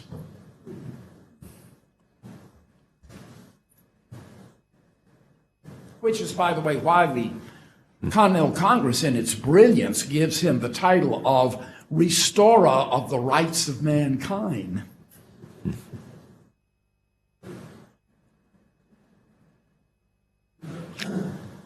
If we don't have any questions, Doug and I could do our spiel on the publication of the volume.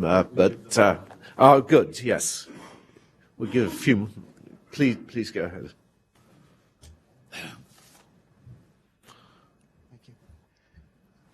I'm a rubber meets the road type of historian. I'm a member of the SAR, and I did not get interested in history at all until I started doing genealogy.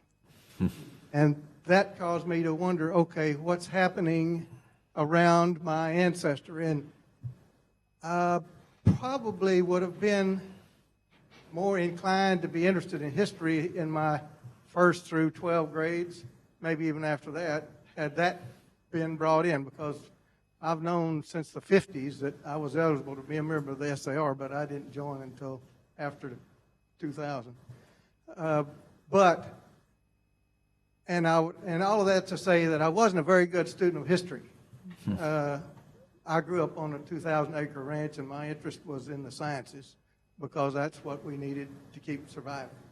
But along that being said, I think I would have remembered somebody mentioning that Spain had any role in the American Revolution had that been mentioned. You know, I can remember the big things, Lafayette and Washington and Rochambeau. I remember that name being mentioned. And until recently, I thought all of John Paul Jones's activities were off the east coast of the United States, only learning recently that actually it was off the coast of Great Britain, most of it. But nevertheless, all that to be said, I entered the first grade in 1948 and finished my first 12 in 61.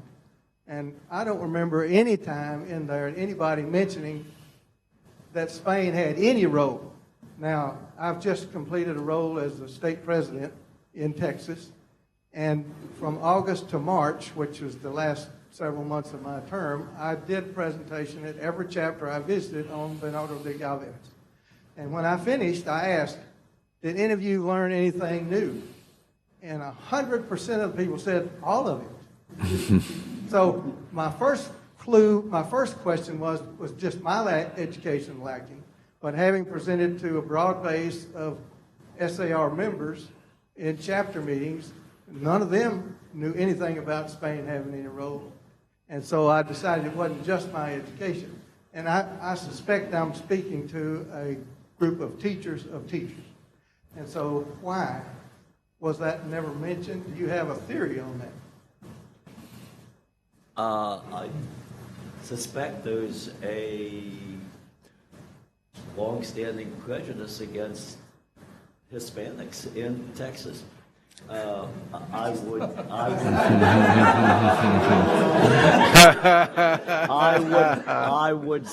would suggest, however, that this is a guy who was at the University of Texas. I taught at the University of Texas for 2 years. I will say, in Texas's defense, that one of the major cities in Texas is named after Bernardo de Galvez. So I'm surprised people didn't raise the point of who was Galveston named after. But I am not surprised that the Spanish participation in the American Revolution is not a major subject of conversation in Texas. Well, And this fits in, by the way, with the issue that we raised the other day about the black legend, like La Leyenda Negra. This idea of, again, going back to the Reformation, that Catholicism is this alien force, and that countries that are Catholic or Papist, or forces that are Papist, are somehow undercutting Christianity. And that is a color over the relationship and the way people have interpreted history, Spanish history in America.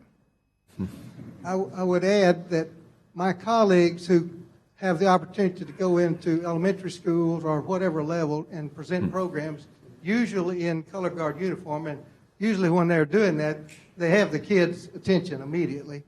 And when they bring out the role of Spain, and for those of you who don't know, we have high percentage of Hispanic students sitting in classrooms in Texas. When they bring out the role of Spain, they see the lights come on in the eyes of these young people because now they have a link to the American Revolution.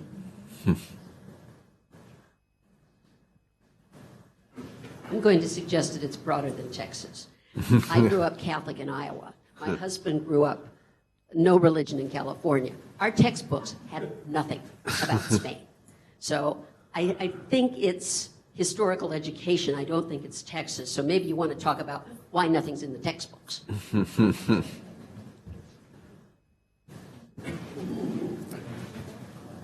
I'd like to comment from another southern state, Florida. I grew up in Florida. We were very proud that St. Augustine was founded 42 years before the English landed in Jamestown. And I'm continually proud of such things as I meet somebody in New Mexico and his name tag says Se de Vaca, Cabeza de Vaca, one of the Spanish explorers. The Spaniards had so much to do with the development of the United States, including the Revolution. But I really was not aware of exactly what Bernardo de Galvez's role was in the American Revolution, and that he was one of the people that can be given credit for the success of the American Revolution. it's very hard to cover all the bases. There are so many things that all the different societies have contributed. Thank you. I grew up in Virginia, and we learned there was no history except Virginia history. That's still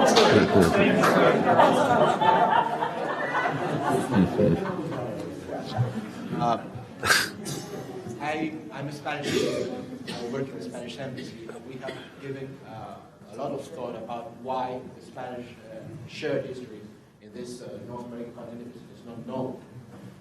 The classic book on the Spanish, of the image of Spain and the Spaniards in the U.S. was published in 1971, and the title is The Tree of Hate. It comes from the Black Legend, but also there have been a couple of paradigma in the image of Spain in the U.S. There have been the Hemingway paradigma. Spain was fashionable inside because it was a republic. It was new, liberty, freedom. Then it became fascist, black sheep because it was Franco. It was Franco, Hitler, and Mussolini, so he was out. Then again, the Cold War. The enemy of my enemy is my friend. So Eisenhower reached to Franco, and more or less they came that way. But the thing, actually, why the history of the shared history of Spain and the U.S. in the North American continent is coming up is the Hispanics, and that's it. And everything perceived by Hispanics and the growing population and the importance of Hispanics in this country is putting more focus on the history of Spain, because Hispanics and Spain are the same thing, not quite the same thing. For example, the image of Bernardo Legal with this country, you had in the early 2000s a program, that PBS TV program, cartoons called Liberty Kids. In that program of cartoons for little kids, there's an episode called The Great Galvez. The Great Galvez was born in Malaga. He was an 18th century Spaniard from the south, and Spanish look like I look. But the way Galvez is portrayed in that episode, he actually is very short. Spanish are not big, but in the 18th century, we were normal. He was dark-skinned. People from Malaga are not particularly dark-skinned. And when he opens his mouth, he speaks like a Mexican. So that's the image. And the importance or the popularity of the studies about Spain and the role of Spain is just because the Hispanic need to explore their own roots. That's it. There's another issue here, and that is the documentation of republicanism in Spain, particularly in the early part of the 19th century, is lost, because the question I would ask you would be, if you were a Spanish Republican and you had letters related to republicanism, are you going to keep those in your home? What happens if the government comes in and finds those letters? What's going to happen to you? So a lot of this documentation was lost. In fact, the bits and pieces that I have to deal with are largely those copies of Lafayette's letters to these Spanish Republicans that he kept. Why? Nobody's going to have that letter in their possession. That's going to convict them. So you don't have the sources. You can't write history without sources. Yes. I think this raises something that is, it's important for history, but it's a particularly important thing for those of us in the Sons of the American Revolution. I grew up in Minnesota. Now, we didn't know anything about Spanish either. We didn't have tacos back when I was a kid. But I think Professor Kraut's point about Catholicism is relevant. In some ways, I suspect the French were made okay because of the anti-clericalism of the French Revolution. But even beyond that, the American Revolution that people of my age were taught was essentially a bunch of English colonists fighting against the English king. It wasn't until I moved to Pennsylvania in my relative advanced life that I was aware of the contribution to the revolution of the German settlers of Pennsylvania, This was enlightening. It made the revolution a little bit more mine than it had been before. And I think the comments of our compatriot from Texas is profoundly important. Certainly part of what the SAR should be as an organization is somebody who makes clear to the variety of people in this country that the revolution is theirs too. And profoundly important, I think. This just here. You get to ask a question. Yes. Just here, sorry, because you've not yet asked. Particular interest in the Comte de Rochambeau. I have a particular interest in the Comte de Rochambeau and his contribution to the cause of American independence.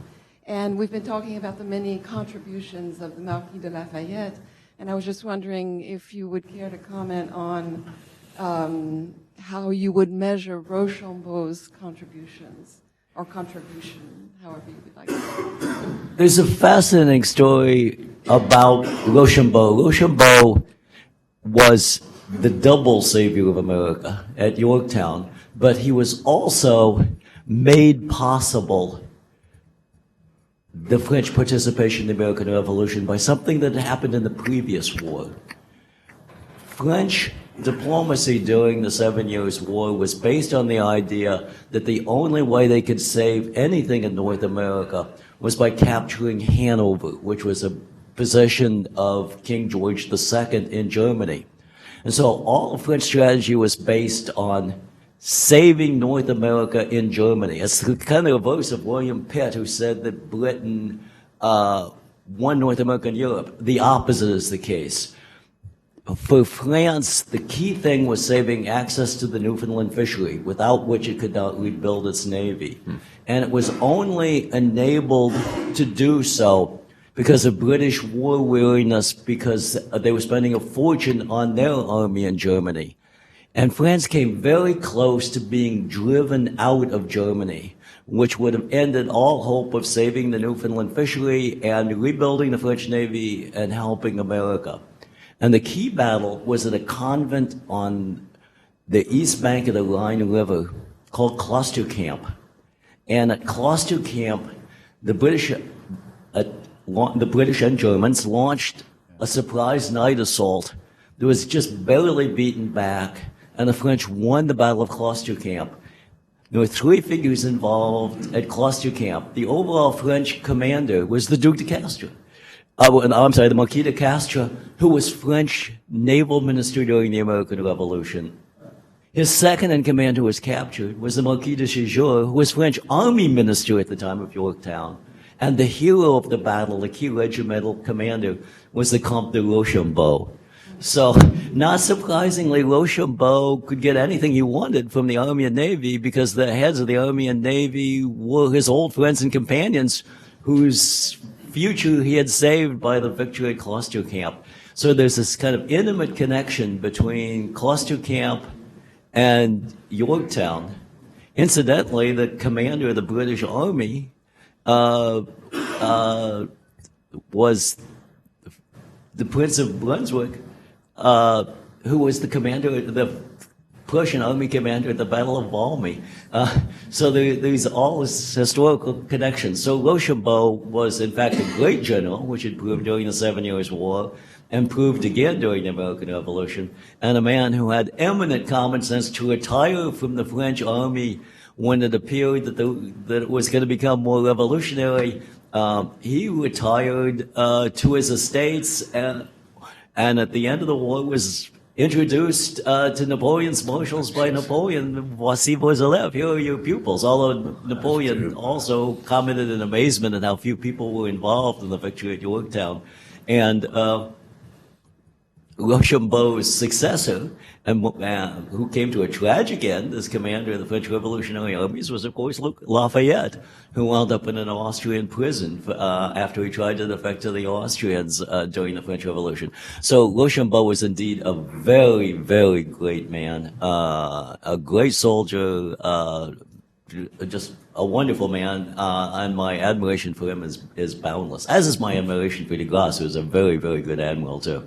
By the way, the maps of or Rochambeau's personal maps of Closter Camp have recently come into the possession of the French Army archives at Vincennes, as some of his correspondence there. And by the way, Lafayette didn't defect to the Austrians. He was fleeing the Jacobins, who were calling him to come to Paris to get the guillotine. And he was smart enough to say, "Thank you, I think I'll go hide in America until you all settle business." He just didn't quite make it there before he got captured. We'll just take two final questions here and further forward. This is a comment extending the conversation about why Spain has gotten no shrift and France has gotten short shrift in American history. History can often be politics, the continuation of politics by other means. And for many decades, if not more than a century and a half, the political view of America is a self-made nation. We pulled ourselves up by our own bootstraps. We did it alone. And that was never right. And you know what? It was never a good fit. And the way we're starting to think about America, especially at our beginning, is not a nation that won its independence by itself, but rather the centerpiece of an international coalition. That's who we were, and that's who we are today. So if you want to look for the overarching rationale why Spain was out of the picture and why France was only a sideshow, it didn't fit with the view that we were a self-made nation. But we understand, I think, better today because of who we are, that we are a part of a great international and global program, and that's how we began. So that's my comment on the reason why the interest in Spain and France and the other participants is so much greater today. Thank you. Yes.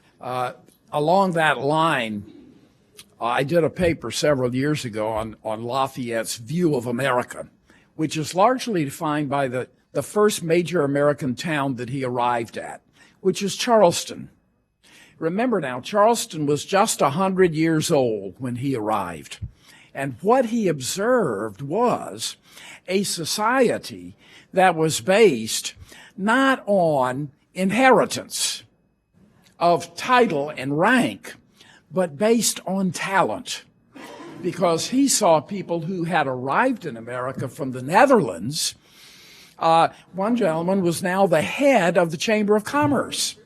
And this struck him, that Americans did not hold rank because of who their family was, but because of their capabilities or their potentialities. And this struck him as a wonderful way to create a society that could accomplish great things by recognizing and promoting talent. Just one last, very last. Yeah, I was You've been holding patient. my tongue here. But Rochambeau came up again. Yes. Mentioned casually here.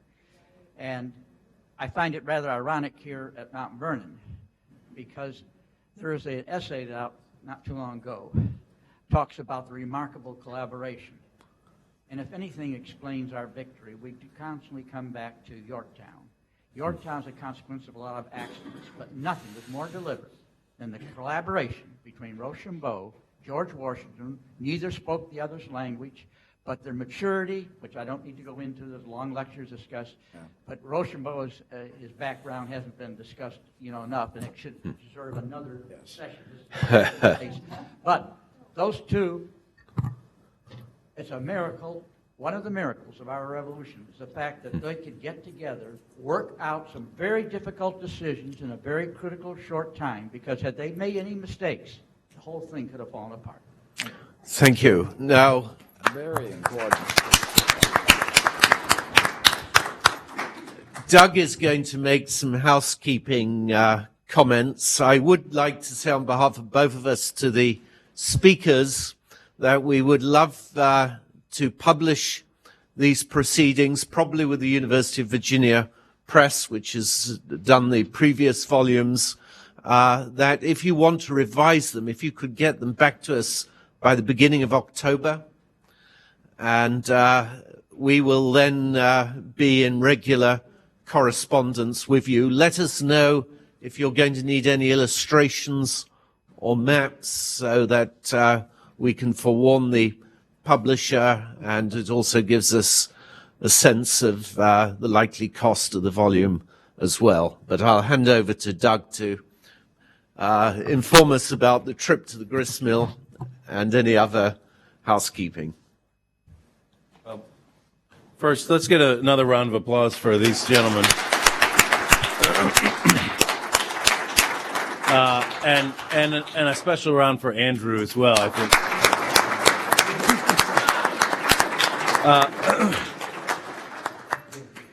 I think it's been a really spectacular conference. I do have to apologize, for those of us who are, trying not to eat red meat and eat a lot of sugar and drink a lot of alcohol.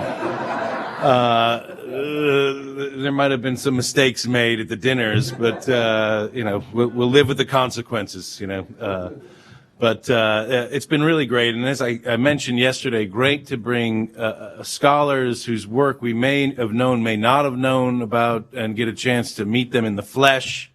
There's just something to those connections that go on to have all sorts of lasting consequences. I first met Victor Enthoven at one of these Atlantic History seminars. I know you met Tim Walker at an Atlantic History seminar.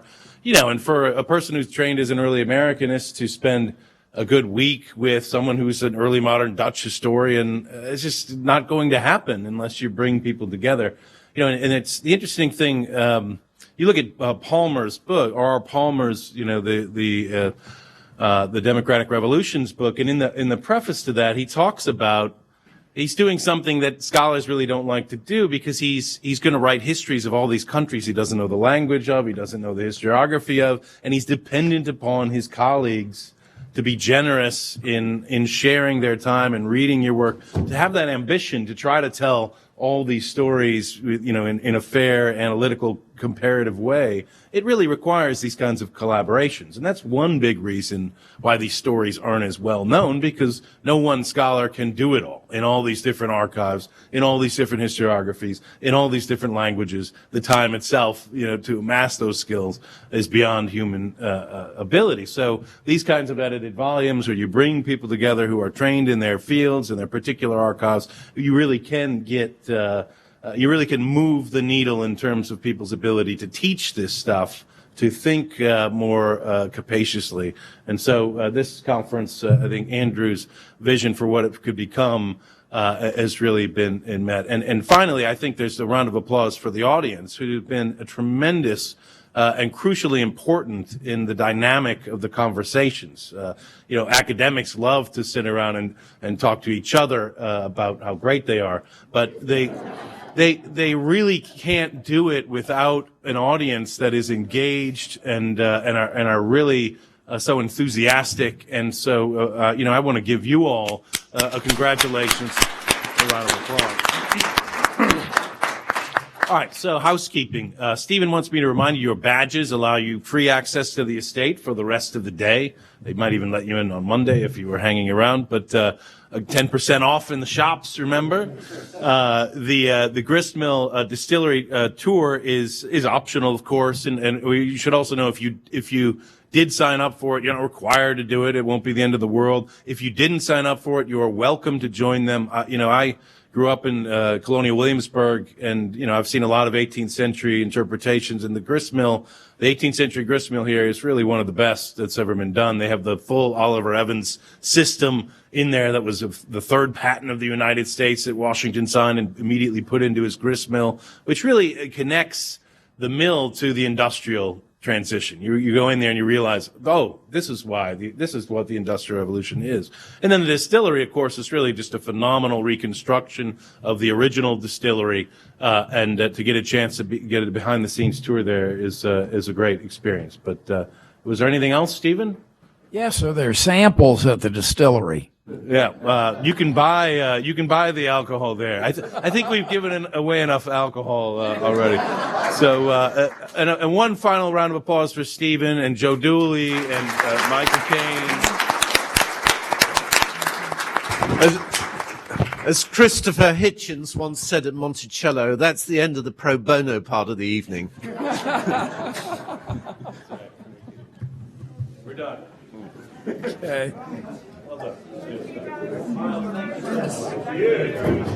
Many thanks. Fascinating. Yes. Yes. That's very good. Yes. Absolutely. How do you come on the other side of the pond? I've got my email address. Because I'm in London half the time. Yes. Oh, really? Whereabouts? Oh, right. I'm a bit serious. Yes. Well, anyway. Yes. Thank you very much. Leave tonight. Yes, I should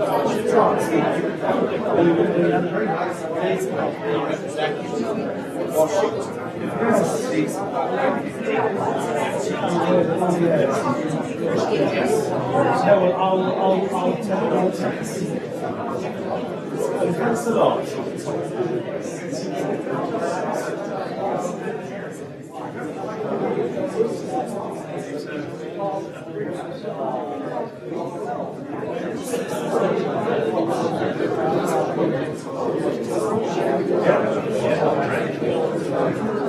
Yes, we've been in the new head of education. Her name is Allison Pickens. She's only been here years, but she's still trying to get some strategies and all that. So it's a good time to talk about what might be good relationship. So here's my card. Why don't you just email me and remind me of this, and I will make the introduction to Allison, and you all can come out and meet with her here, or she'll go to St. Paul, wherever you want.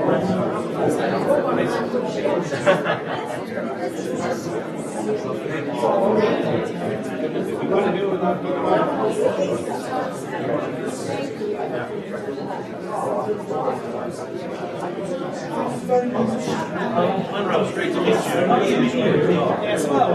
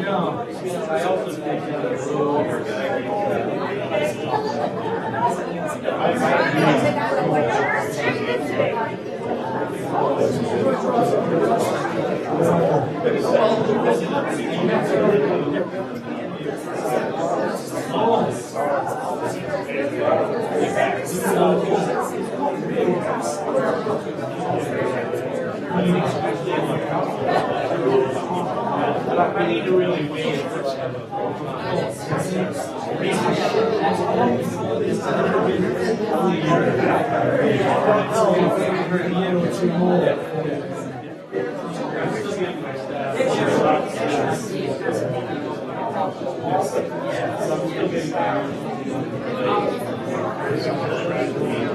I'm very close.